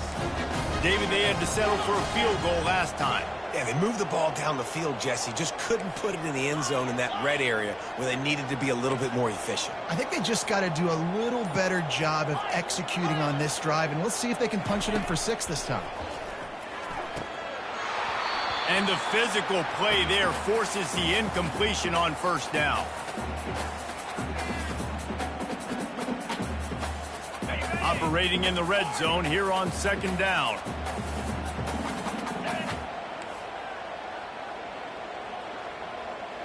Quarterback making adjustments with his receivers. Looking for a man. It's Gabriel. Lets it fly. Throw into the end zone, and it's picked off. And he's brought down, and this defense gets the ball back for its own.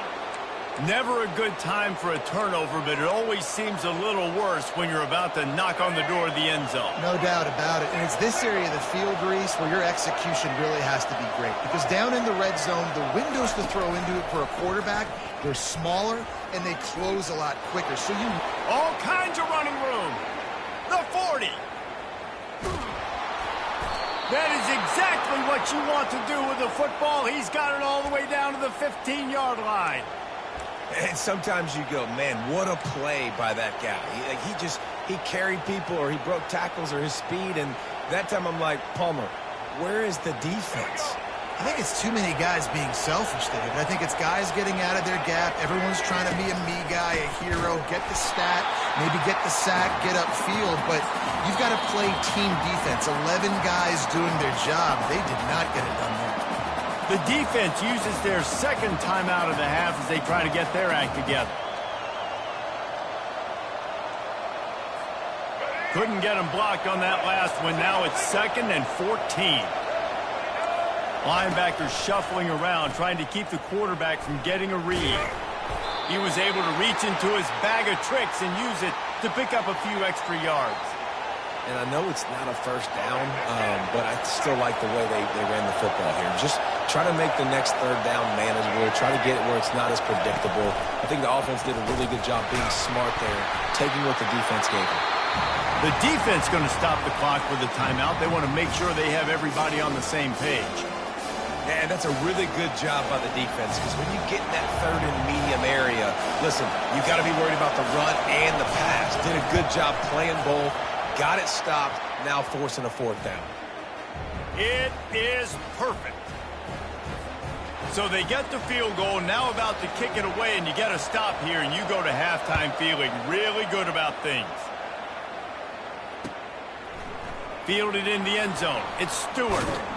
He was hoping for something a little more dynamic, but they get him on the ground at the 20.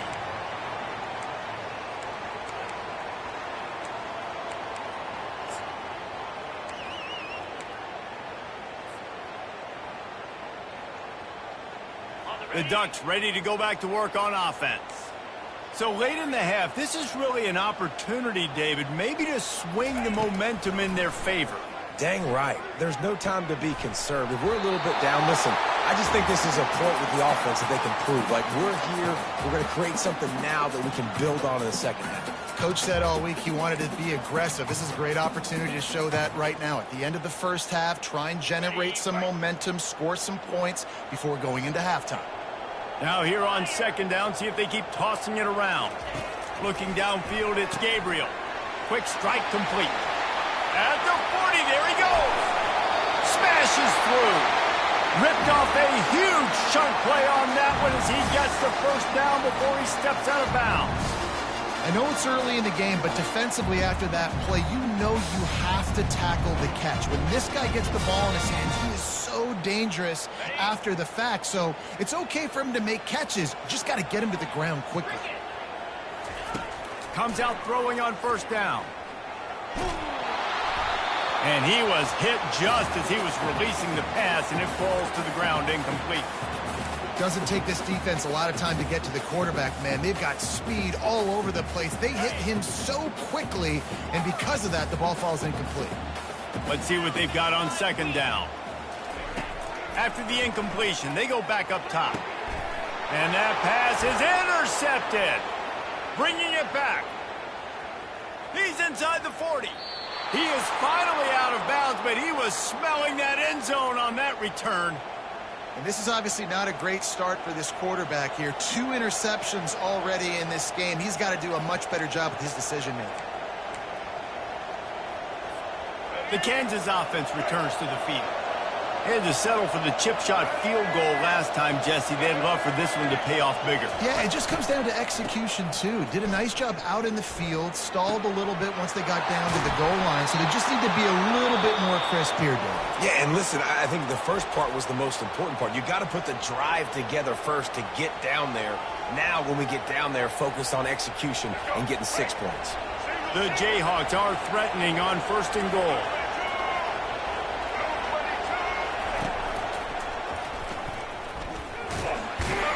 He works his way all the way down to the 3, and the defense is reeling. The offense calls a timeout to stop the clock. They've got it down to the 3. Now it's 2nd and goal.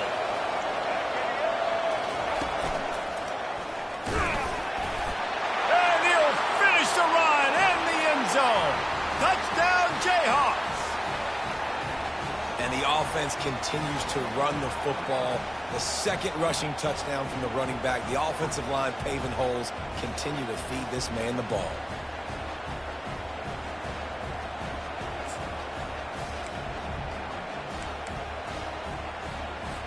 My philosophy on going for 2 is only when you have to.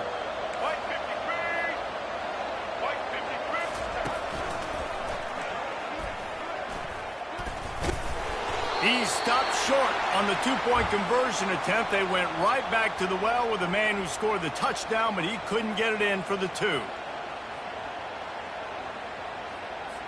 They got the late touchdown on the board, now about to kick it away and hoping the defense can keep them from answering.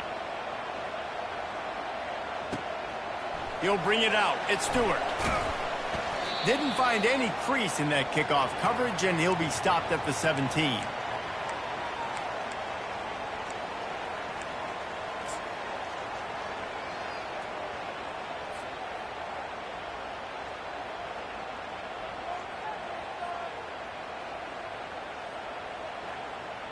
Time dwindling away as they try to put points on the board right before the half.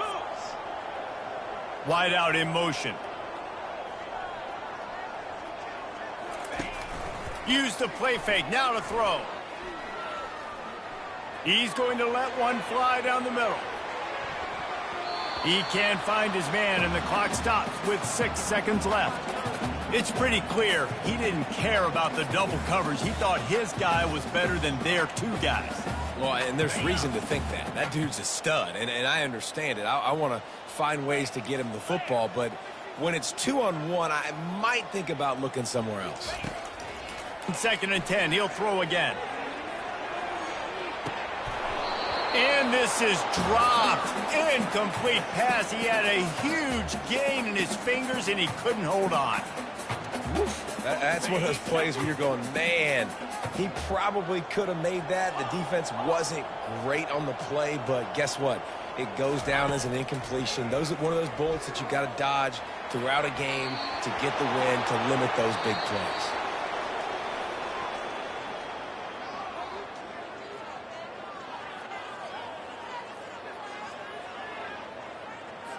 And the Jayhawks will kick it away first, and we'll start the 2nd half.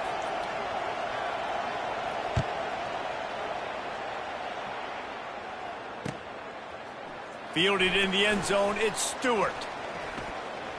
He only needs a sliver of daylight. Got a little room. And there he goes. They won't get him. It's a touchdown.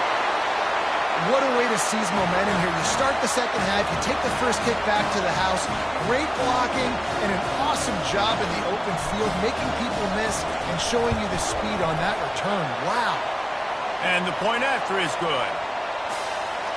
Those opportunities, those returns like that can be such game changers, and everyone was right on point, and he took it to the house.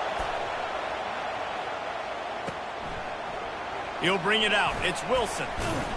He's brought down at the 16. Would have been much better off to take the touchback.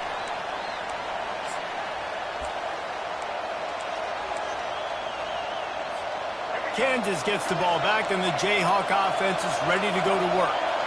Boy, David, they would love to stack another touchdown on top of that last drive. And this offense did such a good job on the last drive. Got a lot of running room. Oh, what a move! And that tackle almost certainly saved a touchdown after he ripped off a huge gain. I love this type of play because it looks like a jet sweep. The defense, they're a bit confused pre-snap. They don't know who has the ball, and all of a sudden, that guy with his speed is in the 2nd level of the defense before the defense even knows what happened. Nowhere to run on that one. He loses 4 on the carry. And the defense is going to have more plays like this. He has had a ball game so far, running wild all day long. Defense finally comes up with a stop, maybe get a little momentum. Over 100 yards already in this game. So if I'm on defense here, I'm adding more guys to the box, anticipating that they're going to continue to give this guy touches today. Gets it past the marker. He will step out of bounds, but not before the big pickup and a first down for this offense. It's so hard for a defense to have to stop plays like that because it really forces you to play with great eye discipline. You see the pre-snap motion. Defense doesn't know if he's just running across the field and he's going to run a route, if he's going to block, or if he has... And the defense is not fooled. That trick play blown up. Couldn't get the pass off, and they are fortunate the football didn't come loose.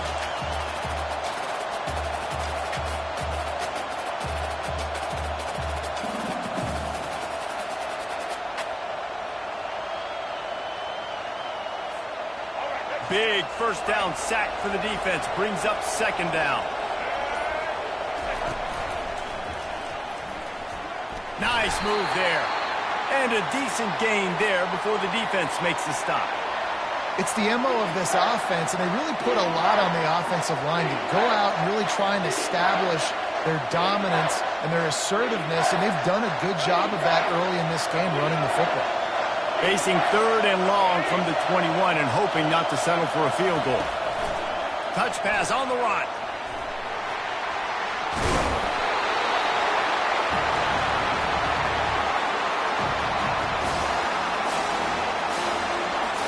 Now on fourth down, they'll send out the field goal unit. After making his first field goal, he'll try to put up another with a shorty from 26. He got it.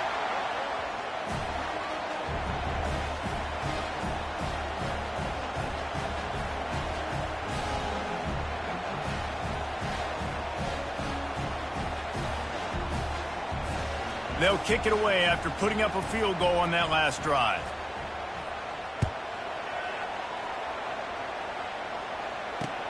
On the run from inside his own 5. He's got great speed. Oh, what vision. Wide open, and it's a foot race. He will score. Touchdown, Oregon. I'll tell you, you're lucky if you're watching a college football game and you see one return for a touchdown. That's now his second of the game. This guy is absolutely lethal. He's shown you his open field running ability. He's shown you his speed. I'll be shocked if anybody kicks his way the rest of this game and the rest of the season. And they did tack on that extra point with no problem. So a dynamite play there, 99 yards. He took it back for the touchdown. They're lining up for the kickoff, and let's see if this return team can answer with a score of its own.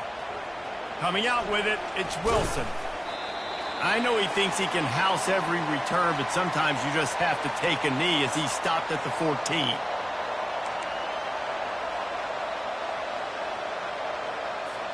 The Kansas offense returns to the field. They've got the lead here. Last time they settled for a field goal, but David got to find that balance between being aggressive and careful. And I think they'll take that. I got the lead, Palmer. I got the football. I got to take care of the football, put a nice drive together, and just get some kind of points on this drive. No doubt. Lots to be happy about right now if you're this team. I think for this one, though, on this drive, it's about finding the one-on-one matchups that are in your favor and then exploiting them.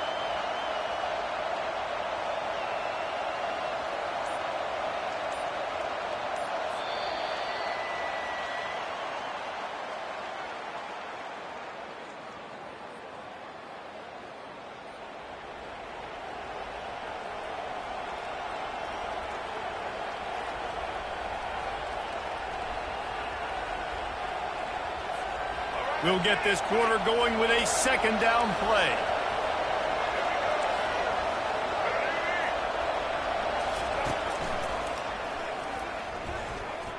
Pass to sticks and still on his feet. There he goes to the right. Past the 30. 10. And he got away from the defense and takes it in. Touchdown, Rock Chalk Jayhawk. Man, this guy is such a weapon because he's so dangerous if he gets into the second level. Great vision, and then David shows you the speed. Just straight wheels, erasing angles. A lot of times when you're chasing guys that are so fast like this, you're like, I got him, I got him. No, I do not. What a big, long touchdown run. Pad those stats, young fella. And the extra point is good, and the lead is 9 here in the fourth. Only took 2 plays to find the end zone on that drive, and gashing them on the touchdown run finished it off.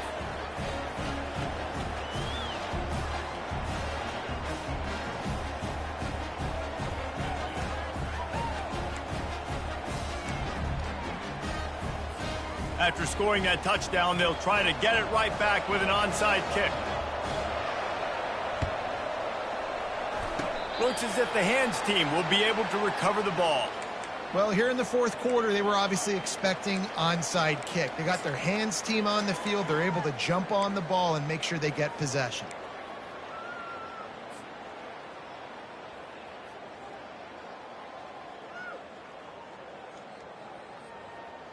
And Oregon has it back, and here comes the offense. Easy. Longer.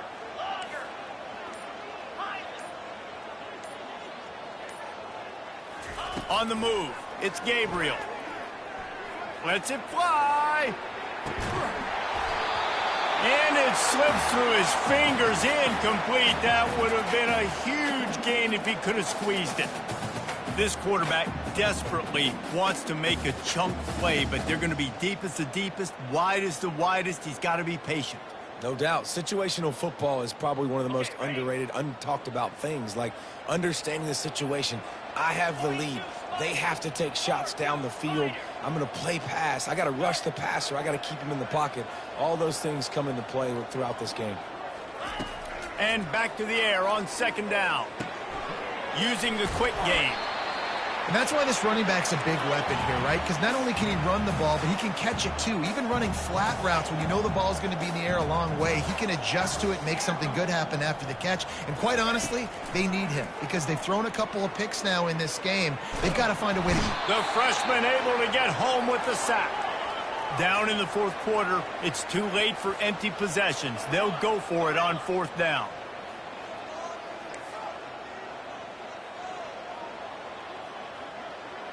Quarterback reacting to what the D is showing.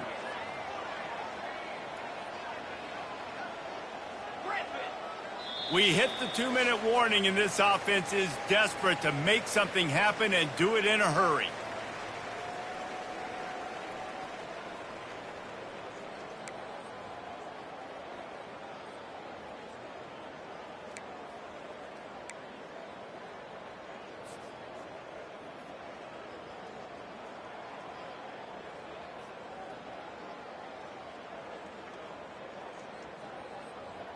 Down by multiple possessions, you can't come up empty on this drive. They'll go for it on fourth down. He'll try to throw and pick up the first down. He's taking a deep shot late in the game. Can't find his man. It'll be incomplete, and that is a heartbreaker this late in the game. And listen, you had to take a shot. You got to make something happen. Somebody has to make a play and to get back in this ball game, down a couple of scores. And now the defense has to come out, make some kind of miracle happen, maybe score, and then you got to kick and get an onside. A lot of things have to go right from here on in. Off to the races to the right.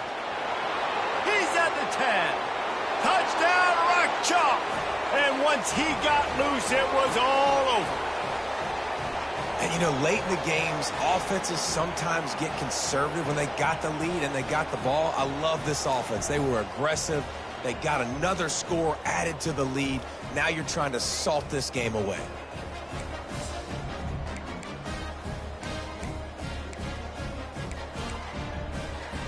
Looking for the 2-point try. Wide receiver shows motion. He'll take it himself. Into the end zone he goes for the 2, and now they lead by 3 possessions. They couldn't draw up a drive better than that one. Just gashed them for the big play in the running game. One snap, one touchdown. The kickoff team out there and ready to go.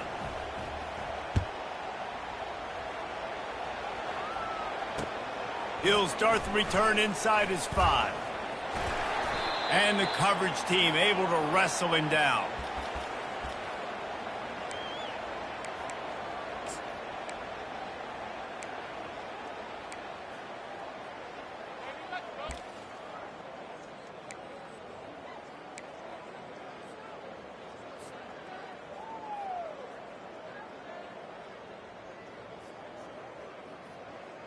The Ducks ready to go back to work on offense. It has been a rather forgettable day that's finally coming to a close, David. Yeah, it's been an awful day. I mean, just not functioning well on offense, defense giving up a lot of points. And the pass rush is effective, and they tackle him at the 19. And how about this defense taking care of business? Keeping that guy under 200 yards is a heck of a day. Their offense has obviously done their job too, and this has been an absolute beatdown. And they are looking for a ball play that'll work, now facing 2nd and long from the 19. Quarterback checking off. Looking to throw, it's Gabriel. He's going up top here late in the game. And they couldn't connect on the deep shot. Let's see if things get worse. There's a flag on the field. Which way is this going to go?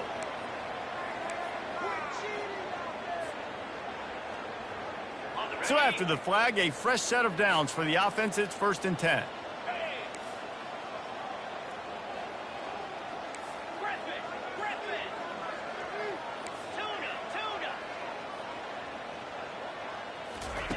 He wants to throw. Makes the catch. It's Stewart. And he'll step out of bounds after a very productive play. Well, if you could give a helmet sticker to this defensive coaching staff, they would get one because of the plan they've had for this guy at wide receiver. He is one of the best in the entire country with his speed and his athleticism, but they have had a plan for him. Whether it's man coverage, zone, they've been able to double him, they've been able to change up the look. Hits him inside the 20, still going. That is exactly what you want to do with a football. He's got it all the way down to the 15-yard line. They immediately call timeout, trying to preserve every second they can to try to rally here late. The Ducks getting set on 1st and 10.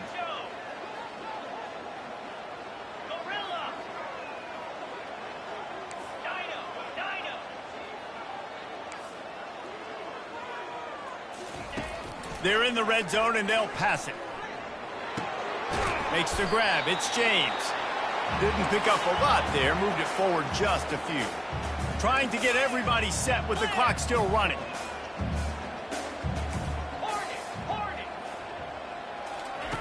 On 2nd down, wants to throw it. Makes the catch. Goes out of bounds, but they'll be set up with a 1st and goal. Hey, you know, the defense here in this situation with a huge lead, they've got to anticipate that this offense is going to be trying to throw the ball to the sideline, so they've got to work different coverages to try to force the quarterback to go over the middle of the field with the football. To the air, it's Gabriel. They're trying to get to him. And the freshman will chalk up a sack. And they get him again. This is a offense that you expect them to protect their guy. I mean, he is a dude that you know if you give him time, he's going to make plays. But this defense is making sure he's not getting that time. Quarterback changing the plays at the line. On 2nd down, looking again to throw. It's incomplete. He was shooting for the end zone right there. Well, the defense really stepped up in this game. They knew they had to slow down this passing attack. They knew they had some matchups they were going to have to win one-on-one. They've been able to do that, and as a result, they haven't allowed 200 passing yards in this game. On 3rd and long, doesn't need throw to the end zone, picked off. And he's wrapped up after a solid return on the pick. Nice job by this defense. That might be the exclamation point. 4th quarter, I got a lead. You bring on the nickel defense. You know they're passing the football for plays just like that to make the INT and almost put this one away. After this, it'll be a wrap.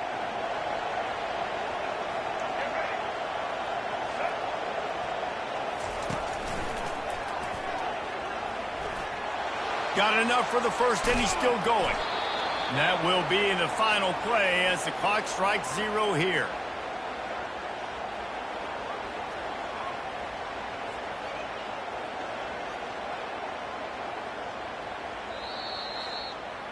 Oh, that was a pretty rough showing there by this team. Just couldn't find a way to get things going and come up with the win. Just got outplayed, Reese, and there were moments in this game. There were plays to be had and plays to be made. At the end of the day, they just did not execute well enough in any of the 3 phases on any side of the football. So, David, moving forward, a lot to take away from this game as they try to improve. A lot to take away and a lot to learn from. I mean, losses definitely hurt. They sting, but a lot of times most teams refocus and they get a sense of urgency now that they got a loss in that column. So watch the tape, watch what you need to improve on, and go attack it in practice. So that's going to do it for us. For Jesse Palmer, David Pollack, I'm Reese Davis saying so long. This has been another presentation of EA Sports College Football.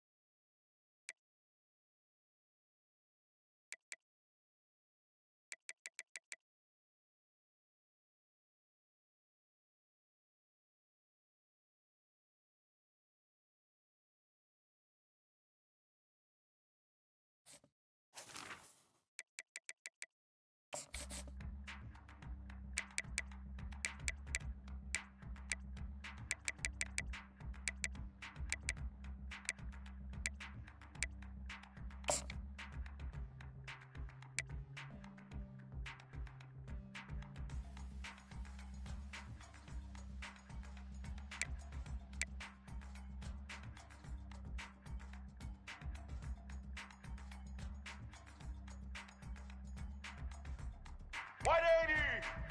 180! Set!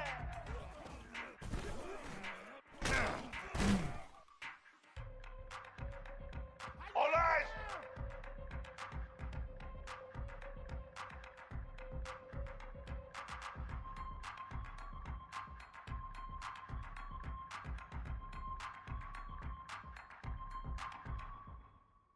Roller, roller! Hut, hut.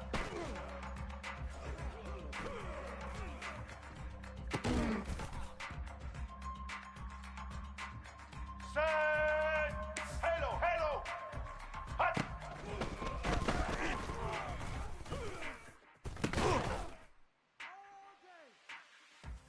Get set!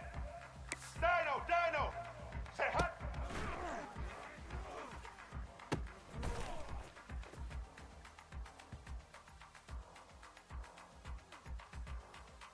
Set! Patriot, Patriot! Set!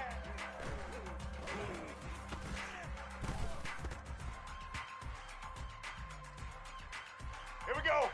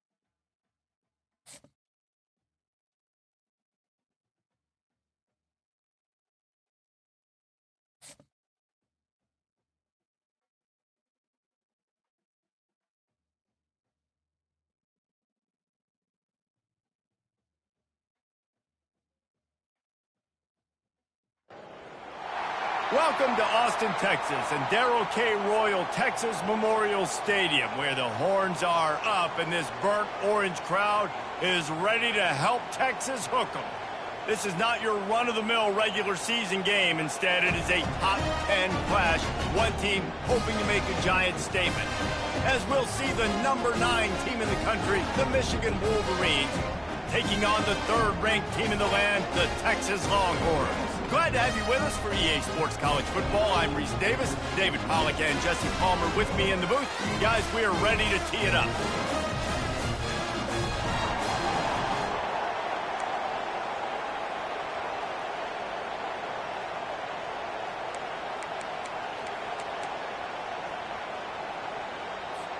And the Wolverines will get us underway with the opening kickoff.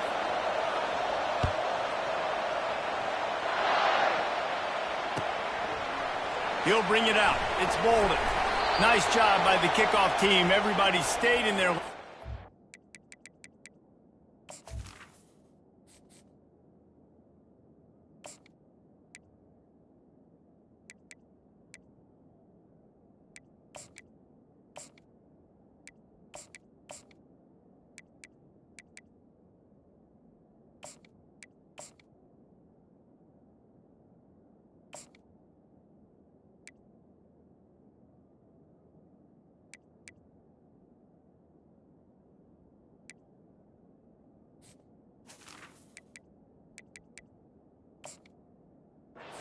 Stop him at the 16.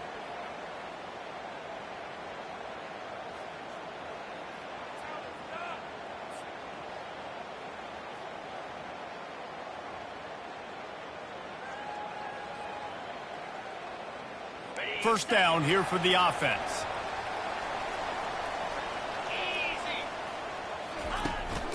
One back in the backfield, and they'll give it to it. He kept those legs moving, got 3 out to the 19. Yeah, and the running back didn't get much here, but, you know, you clearly want to always establish the tempo, run the football, be consistent, make that defense physically meet the challenge.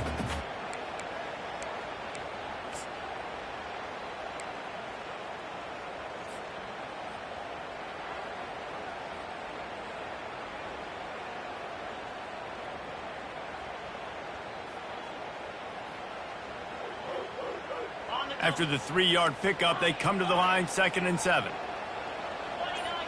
Quarterback will audible. Wants to throw. It's Ewers.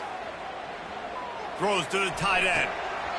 And he drops it just a little too slippery in the hands. You don't see that very often. You don't see the big tight ends with the soft mitts and the big, huge hands and the nice, sticky gloves. You don't see them drop many of those balls that hit them right there in the hands. That was a missed opportunity by the tight end right there.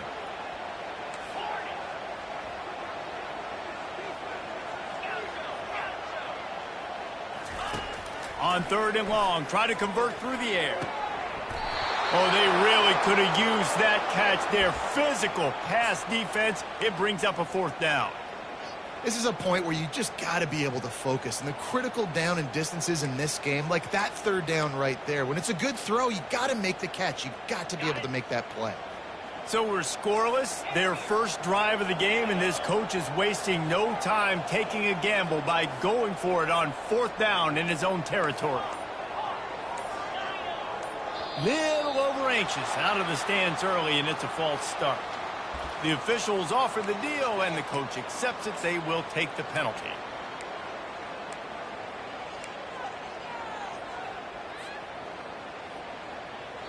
Timeout called here by the defense. It's their first of the half.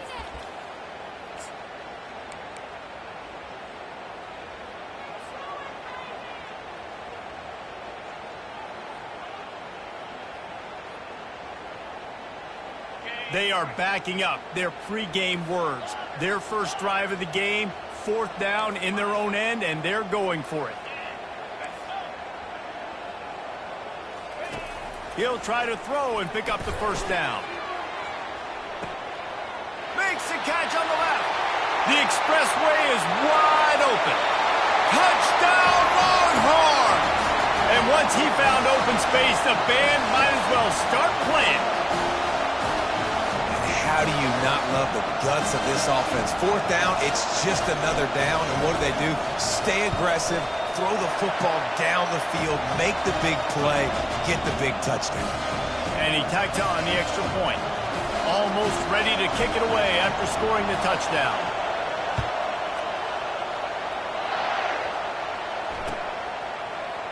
Fielded in the end zone. It's Morgan.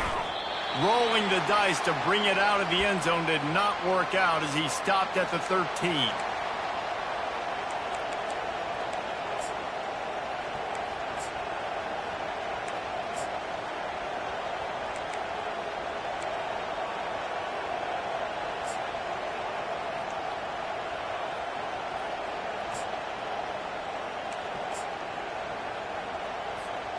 Three tight ends in the formation on 1st and 10. Going to the ground. Got enough for the 1st down and wants more. And a really nice run and pick up there before the defense avoided disaster and stopped the really big play. What a nice run there. And from the beginning of time, Michigan football has been synonymous with running the football. You can think back to Tyrone Wheatley, Anthony Thomas, Chris Perry, Hassan Haskins. Big physical runners that also had sprinter speed, and that could change the game. This dude right here, every time he has the football, he has the ability to go the distance, and that's what makes this Michigan offense so dangerous. I know that wasn't a big, huge play, and everybody's not excited, and the fans aren't going crazy, but those are the plays that in the 4th quarter matter a lot.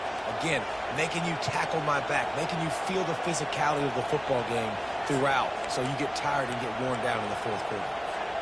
Solid pickup of 4 on 1st down. It's 2nd and 6. Looking to throw, it's Orji. He makes the connection. He's brought down quickly. Minimal gain there. Still a bit short of the 1st down. Not difficult, not complicated, but early in the game, get in that rhythm. Find that timing with your wide receiver so you're set up for success. Then you go attack deep later on. To the ground to try to pick up the 1st. Still on his feet at the 45. Finally run out of bounds, but he has this offense rolling with a 1st down. I think it's really important for this offense. They get this guy going early in the game, and they're doing a nice job of that right now. Remember, he's the kind of running back who gets better as the game goes on. That's a really good omen for this offense, considering his success now early. Trying to find his man on first down. Moving out to the right. Took a shot as he threw. Hit hard just as he released it on first down and just couldn't get it to the receiver. Man, I don't know if you want that guy outside the pocket very often because he's so fast and he can do some damage, but they did a nice job containing him. Once he left the pocket, they were ready for it, came to him, he tried to throw the football. Nice hit on the quarterback as he's throwing to force a bad pass. Wide receiver coming across in motion. Right back up top on 2nd and 10. Got his man quickly.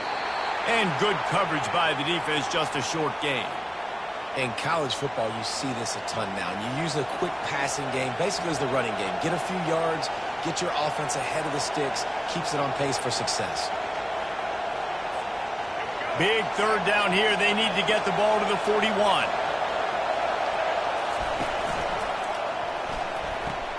Quick pass to the left, trying to get it to the marker. He's run out of bounds, but not before. Turning in a big pickup and moving the sticks for a first down. As they get set to snap it, just about to reach the end of the quarter.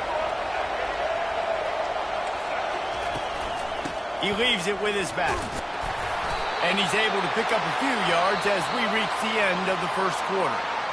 Coaches always harp about staying ahead of the chains, and when you can run with that type of efficiency on first down, man, you are doing just that. We'll start the quarter offense, about to snap it on 2nd down.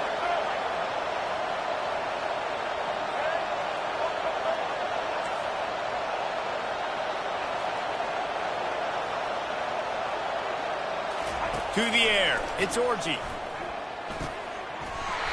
And the pass is incomplete, jarred loose by the hit.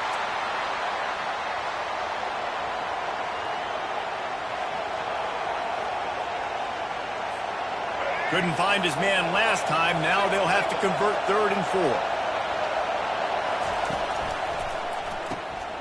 Looking to move the chains. They throw it complete to the left. He ended up losing yardage on the play, and that'll bring up 4th down. The Wolverines will hustle to the line.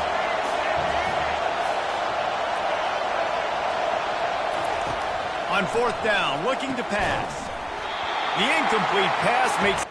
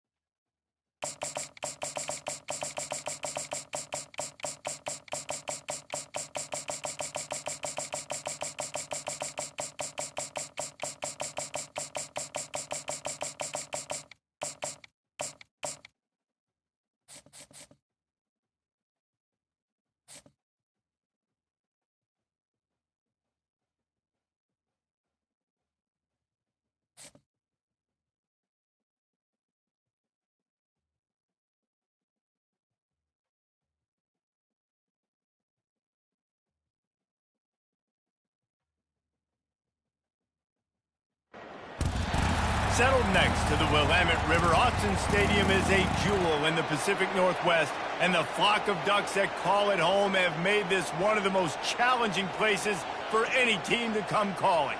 Coaches like to say no game is more important than any other. When you have a couple of top 10 teams ready to square off, yeah, that one carries a little more weight. As we'll see, the #3 team in the country, the Texas Longhorns, taking on the 4th-ranked team of the land, the Oregon Ducks. For EA Sports College Football, I'm Reese Davis, David Pollack, and Jesse Palmer with me. Guys, it's time to get it going.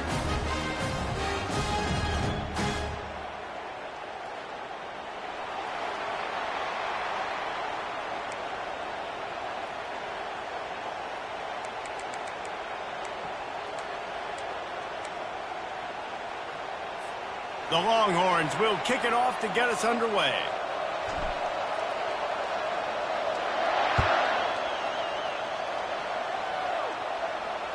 That one bounds through the end zone, and it'll be a touchback.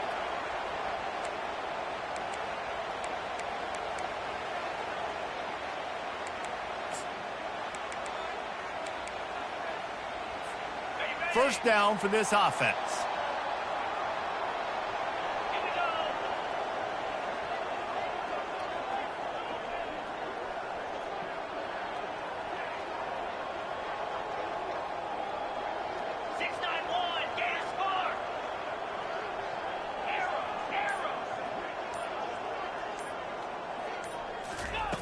Trying to start the drive with a pass. They're bringing heat. Can't find his man as he took a shot trying to deliver that football, and it'll be second down. And guys, if I'm on offense, I am staying aggressive. I know you didn't connect there, but make sure you keep testing this defense, because even if you complete one of those throws, that could be the game-breaking play.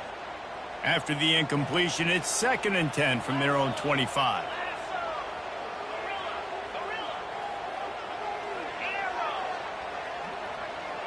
Back to pass, it's Gabriel. Throws for the tight end.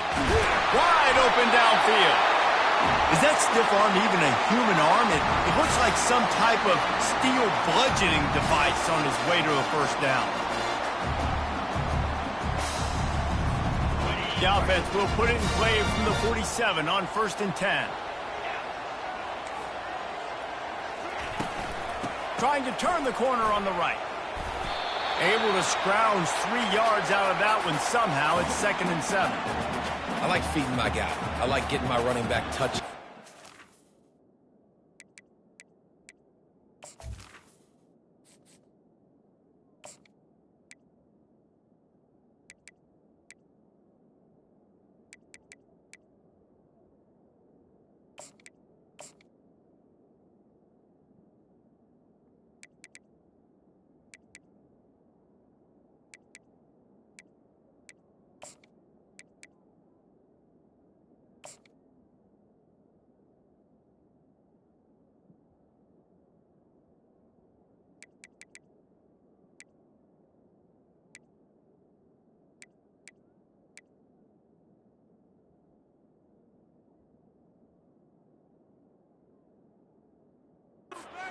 The ball so he can break some of those big runs, but I'm also okay with these little ones. Set the tone, stay balanced. Got 3 on first down. It's 2nd and 7.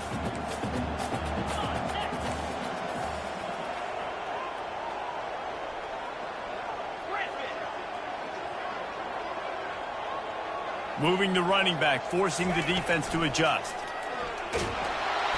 And they got him for the sack. They'll tell you that somebody's always going to pop open, but it didn't happen in time before they got the sack. No, it did not. And you know what? I'm going to remember this. I'm going to remember zone defense. They didn't really have an answer. They weren't ready to get rid of the football. Quarterback hesitated. I got to him and got him on the ground. Might be a good call later on in the game. He took a hit as he threw it and couldn't deliver the football. It's incomplete, and 4th down's coming.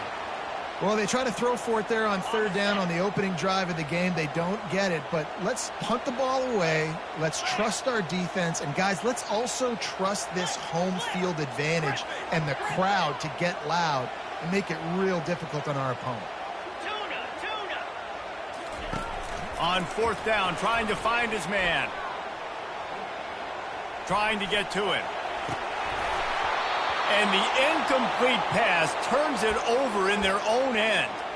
Well, here's a classic sudden change situation early in the game. We're going to see a few of these as the game goes on, but with the defense getting that stop on 4th down in their opponent territory, the offense now has an opportunity to come out here and maybe take a shot in this sudden change situation, see if they can catch the defense napping. Now the quarterback changing the original play call. Going up top on first down. Coming after him. Hit hard as he released the ball on that first down pass, and it never had a chance. Well, the offensive line has got to give him at least a little bit of time to survey the field. He had no chance that time, getting hit almost immediately after he got the ball.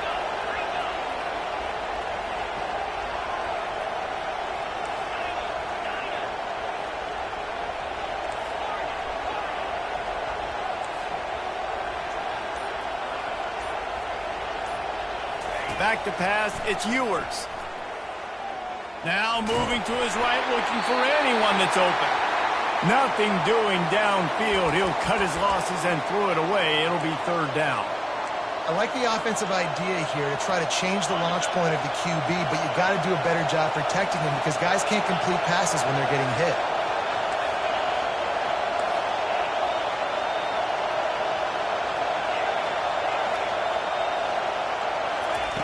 On third down, going up top. That pass not close as he got drilled trying to deliver it, and it'll bring up fourth down. QBs and receivers on third down, everything has to happen just a split second sooner. You're expecting pressure, the quarterback gets hit, just not on the same page with his target.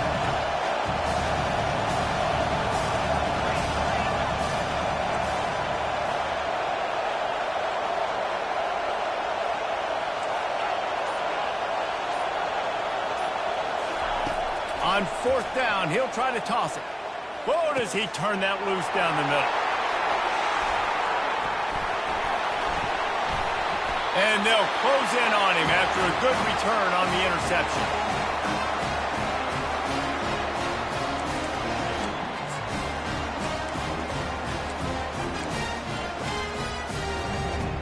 And Oregon has it back, and here comes the offense. These last couple of drives, Jesse, have been about the defense making clutch stand. I think for this offense, they can stay aggressive knowing that their defense is going to bail them out time and time again here. Yeah, and especially when you go for those fourth down situations, you do that a lot of times because you know your defense can make stands, make stops. They did on that last possession for them. Ooh, that's a nice throw. Great accuracy there. And when you think about Oregon quarterbacks, I know we think about guys running around a little bit, but think back to guys like Dan Fouts, A.J. Feely. How about that name? Joey Harrington, of course, Justin Herbert. These guys could thread the needle from the pocket, make all the throws. This guy here reminds me a little bit of them. You hear about shot plays all the time. Offensive coordinators love to take deep shots down the field. They plan them. They plan when they're going to do them, and I bet you we'll plan to see a few more throughout this game.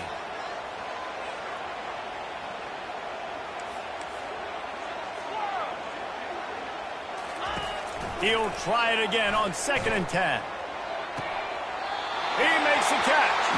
He's run out of bounds, but a big play on that one, and it'll be a first down. It must be nice for this quarterback knowing he's got this type of athlete playing the tight end position. He can work the middle of the field for him. He's a guy who can stretch it vertically as well, but this is a guy the QB will look for early and often in this game. And he finds some solid space, makes a nice game before the defense is able to stop him. After the 9-yard pickup on first down, here's 2nd and 1.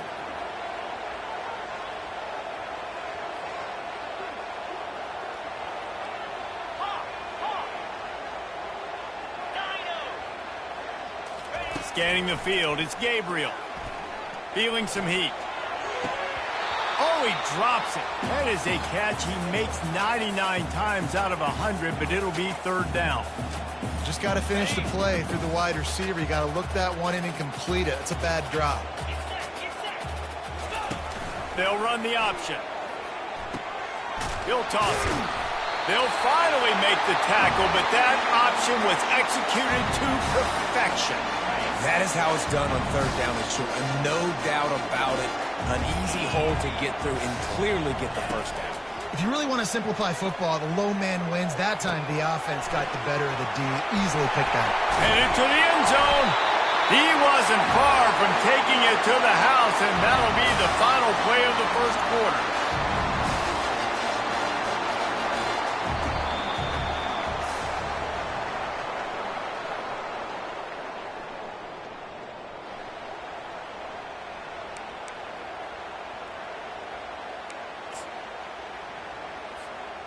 Starting off this quarter close enough to smell the goal line. White 53. White 53.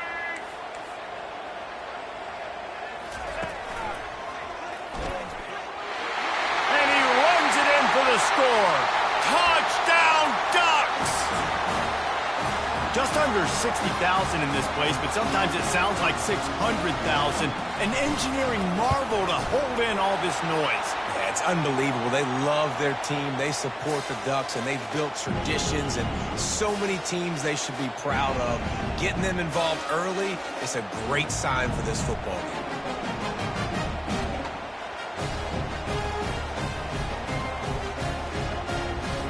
Lining up to cover the kick after that touchdown drive.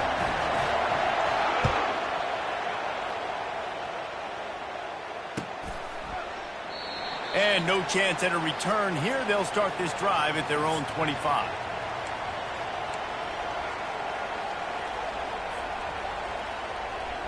And here come the horns. They've got it again on offense. Boy, they hope this next drive is more productive after throwing a pick last time, Jesse. Yeah, and the coaches did a good job on the sideline there, just talking to the young quarterback and making sure he's able to turn the page, calm him down, to go out and refocus this drive.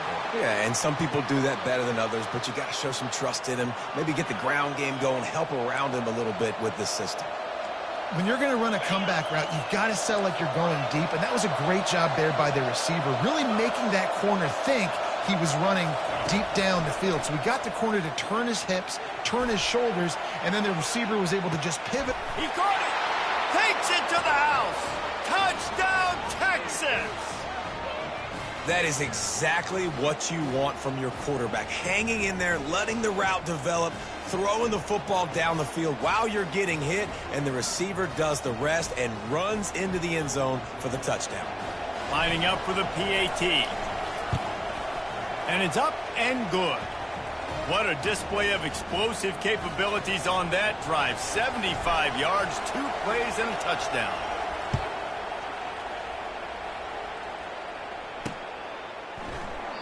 And they thought about a return, then thought better of it. They'll bring it out to the 25.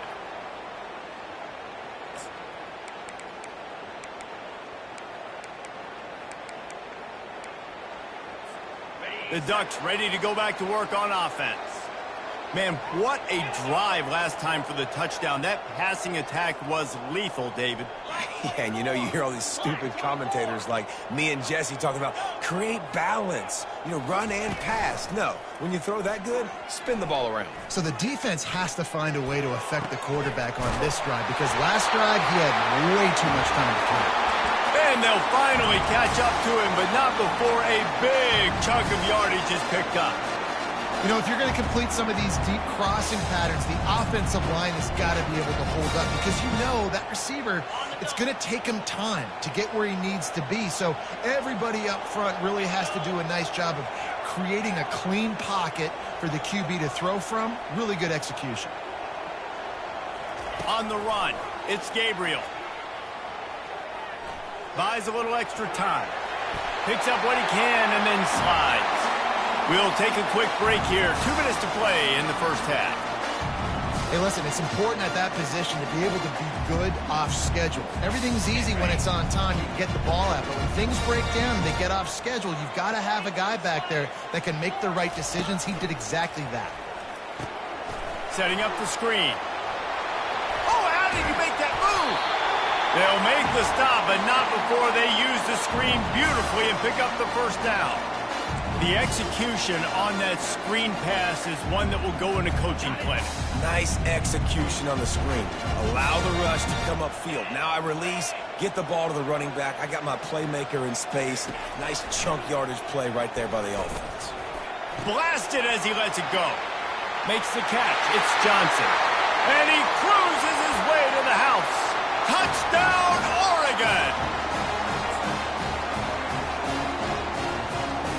On to attempt the try. And the extra point is true, and they're on top by 7. Quick work on that scoring drive, just 4 plays. And they finish things off with a 21-yard touchdown pass. And as the ball makes its way into the end zone, it'll be a touchback. They'll bring it out to the 25.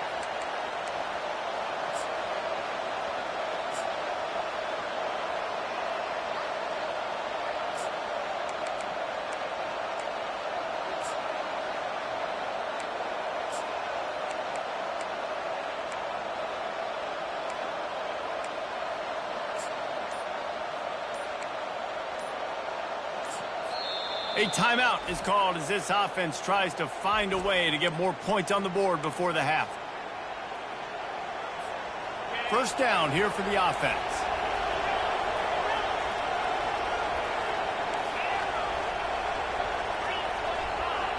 Quarterback checking the play.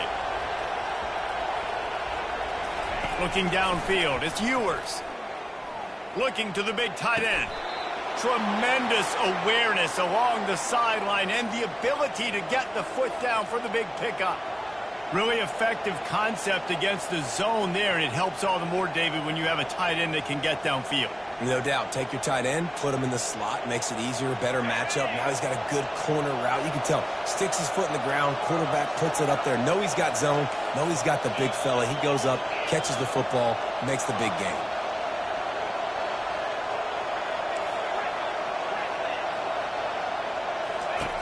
Looking to move it through the air. He slings it deep to the left. And is knocked away and incomplete. The defensive back staying in phase and batting it away. Nice job in coverage there. Offense trying to take a shot downfield. The defender able to tip that one up in the air and force it incomplete.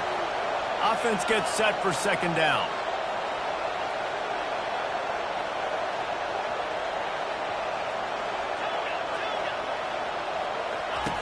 They'll throw again after the incompletion. Getting some heat. That pass is incomplete, and they might be fortunate it wasn't knocked free for a fumble. It'll be third down. Boy, guys, they got off to a great start with that big first play on this drive, but now a couple of incompletions leaves them in a hole.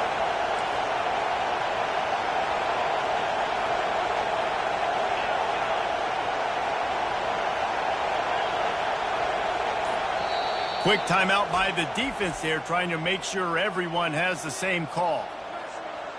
They line up, and it is a long way to the sticks from here.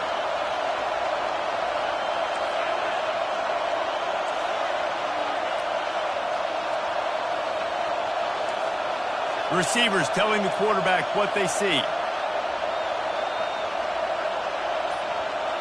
Dropping back, it's Ewers. Showing the arm strength to the left. Throws into double coverage, and it's picked off. And they'll drag him down after a good return on the interception. Great job by the freshman. Kept his eyes in the right place and made the play. And that's just excellent coverage. Man, cover one, nowhere to throw the football. Look at everybody playing man across the board, and you still got the safety in the middle of the field. Nobody open, and if I'm the QB man, I don't need to force it. I don't force it into tight windows if it's not there. He throws it, unfortunately, gets the interception. Bad decision by the QB there. Caught over the middle. It's James. Ripping off a pretty good chunk of yardage. They've got it out to the 41 with a first down. They've done a really good job identifying mismatches, and they find one out of the backfield there. Reese, I really don't think it's that hard. My guy is better than yours. Find the matchup across the field. Running back's got some speed. Get it in his hands quickly. Throw it to him fast. Let him make somebody miss against a slower guy that's usually a linebacker. Time to take a shot. And they won't be able to connect downfield, looking for a big-time play. And the offensive coordinator here is really trying to stay aggressive and take a shot. Obviously, the offense couldn't click on that one. But later in the game, if I'm this offense, I'm continuing to stay aggressive. Keep the foot down on the gas pedal.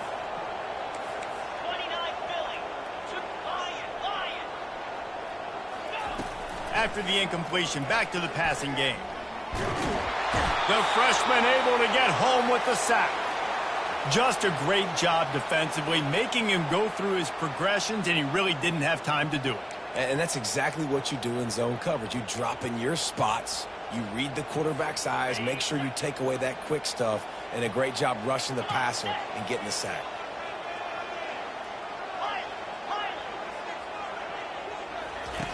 On 3rd and long, a check down would be the last resort. A little too much on that one, just out of his reach.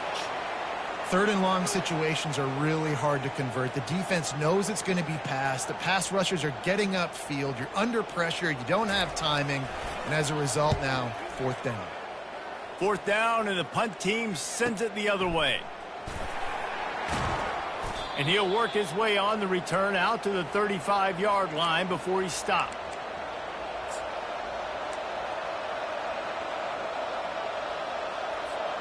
The Longhorns sending the offense back onto the field.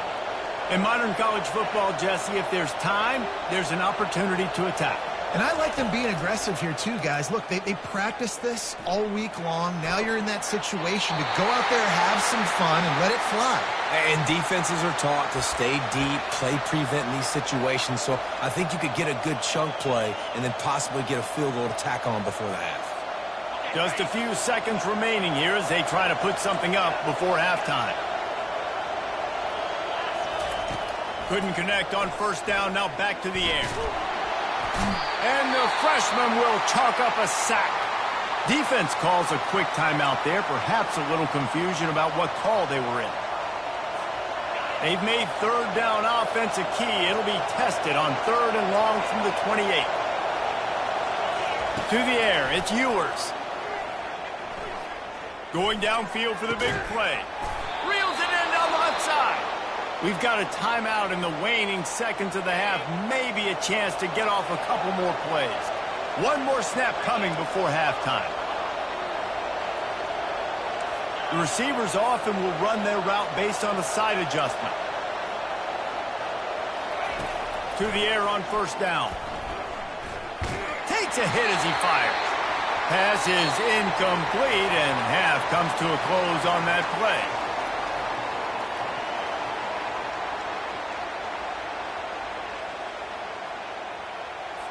The Ducks will kick it away to start the 2nd half.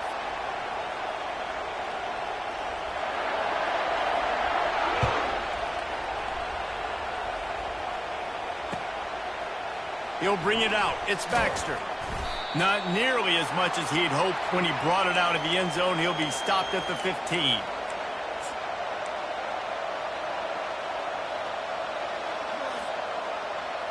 So Texas has it again, and here comes the offense. Maybe adjustments or attitude adjustments, but they've got to find a way to run the ball at least some here in the 2nd half. I do think you said something that's important. I think running the football is an attitude. Like, it starts with the offensive lineman and being physical, having a nasty attitude. Running back, same thing. I think they need more of that in the 2nd half. You know, and I think if any of you are this defense, you have an opportunity to make a statement here. Yeah, I know you guys went in at halftime and you riled yourselves up and you told yourself that you think you can run the ball on us. On this very first drive, we're going to prove to you, just like in the first 30 minutes, you cannot. Quickly complete. And he goes out of bounds after coming up with positive yardage there. My old coach said you'll never go broke taking a profit. Take what's there, take the positive yards, and never complain. 3rd down coming up after that completion. It's a draw. That just never had a chance as they controlled the middle of the field and stopped him in the backfield on 3rd down. On that last 3rd down play, if you're going to go draw, the quarterback's got to do a better job selling the pass. I think he was just a little bit too quick getting the ball to the running back, and now here we are, 4th down. Boy, if they don't convert this 4th down, there will be questions to be answered. Quarterback making adjustments with his receivers. On 4th down, they're taking to the air. Makes the grab well past the sticks. Look at that toughness, just running through everybody. Well, they just drained all the suspense out of the 4th down conversion, moving the chains easily. The Longhorns will snap it on 1st and 10.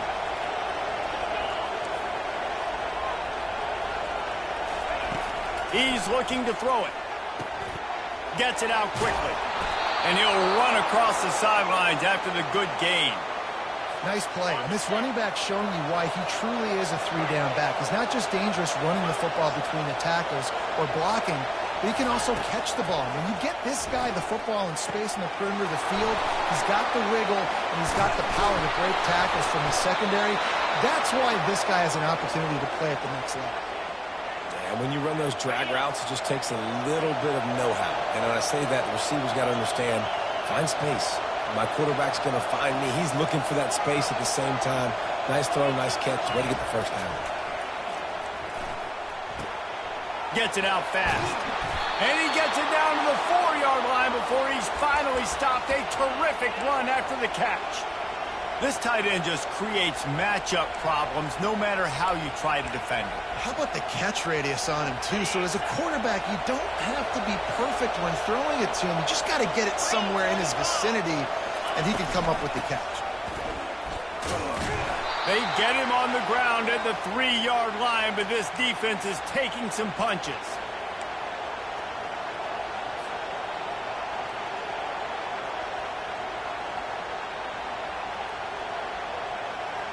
Now on 2nd and goal.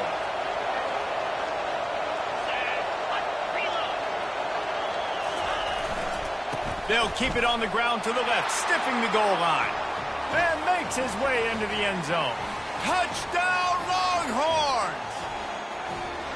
Now that's the way to bail out the rest of the team. Start with bad field position, put together a drive anyway. And very confident. You could see the quarterback just had a bit of a swagger, Reese. He was like, look, all right, we're starting deep in our own end. Special teams didn't help us out, but we can fix that right now, fellas. And they went out and looked so good on that last drive. They'll try to tack one more on their score. And after that extra point, we have a tie ball game in the 3rd quarter. So a drive there of 85 yards and close the deal with a 3-yard touchdown run. And we're all square as he's set to kick it away.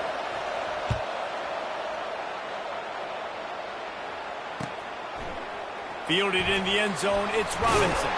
He was looking for some running room, but not much to be found as he stopped at the 18.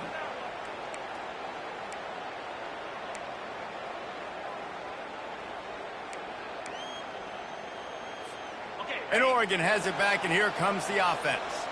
That last drive won't go on the highlight reel after ending in a punt. They'd like to be more productive this time, David. And I think this offense has to be a little bit more balanced. Find a little balance between the run, Jesse, and working in that pass. And I think, too, David, it's just going to take a spark. It just takes one play to get this thing picked up and going. They had the perfect play to open the drive, and now they'll snap it again from the 38.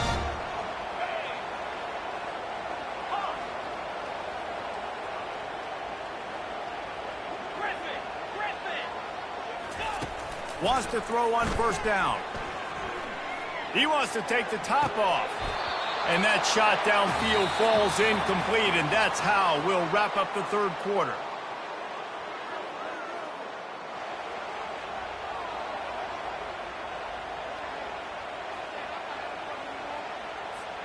We'll get this quarter going with a 2nd down play. Defense dropping into soft coverage. Touch pass on the jet sweep. Pass to Sticks, and he may get more. Hit the afterburners, kid. Big gain on that one as he steps out of bounds with a 1st down. This defense really needs to be careful. They have to play with great eye discipline, understanding where the football is at all times. Moving forward, they have got to know if this guy has the ball because he is dangerous in space. With the catch, it's James. And the completion gives him a fresh set of downs and keeps this drive moving. Now, you might have the defense's head spinning a little bit now. Hit him with a big run, now they hit him with a big pass. Man, it's so hard to defend both. You know that. Which coverage do I want to put? Do I want to put more people in the box to stop the run? When you've got this kind of balance on offense, the defense can't be right. Well, the offense knew what they needed to get that 1st down, so they dial up the running play, and they get just enough to keep the drive alive. And the offense is so close to the go-ahead score, they can smell it here in the 4th quarter. Caught in the backfield, it's Johnson. They'll get it down to the 8-yard line on that throw and catch, and the defense is backed up against the wall. Defense rose up deep in its own end on that last play. Now a 2nd and long coming.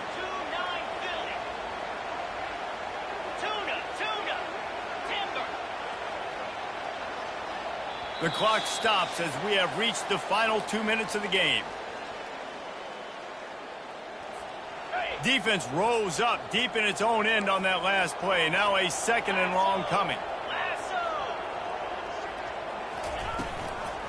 They'll keep it on the ground, right up the gut, looking for 6. Solid fundamentals on that tackle from this freshman. It's looking like they're going to have to try to throw this one into the end zone here on 3rd down, David. Quarterback's got to be careful. Can't get greedy because you know these windows, they close fast. Extremely tight windows. Find your big body guys that you know can win in contested situations here on 3rd down. On 3rd and goal, they'll try to throw it in. Pressure coming. Had to throw it before he wanted. Nice job by the defense. They're mixing up their look there. 3rd and long in field goal range. They go zone coverage. So everybody on the back end has the eye on the quarterback, and they're able to break on the ball, force the incompletion. So here we are on 4th down, and this field goal kicker is going to face all the pressure in the world. Splits the uprights. It's good. And now they pave the lead in the final 2 minutes and set the stage for a great finish. Here he comes from inside his own 5. He was looking for more running room, but none to be found as he stopped at the 23. Here comes the Texas offense.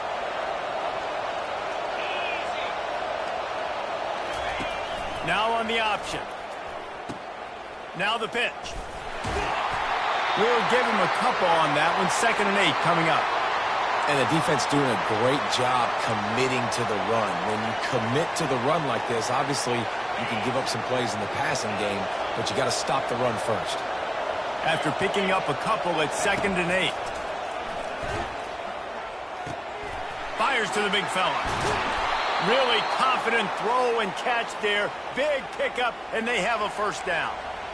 Really good job working through his progression. You get it to him quickly, and the big tight end has a chance to run a little. And a really good job by the QB throwing an accurate throw. I got to hit those guys on the move, on the run. Just slithered through the tackle, and he's got room to run. And perhaps a touchdown-saving tackle as he gets him down at the 37. The offense gets a quick timeout at this point. Every second is precious. And the Longhorns with the 1st and 10. Quarterback reacting to what the D is showing. A shot toward the end zone.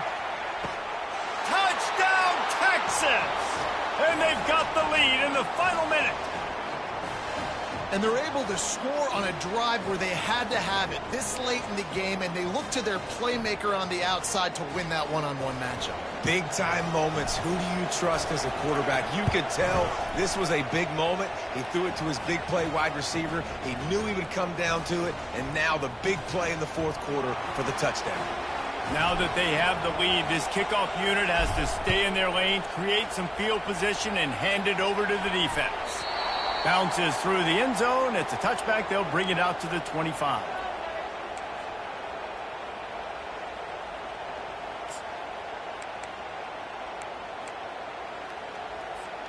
The Ducks ready to go back to work on offense.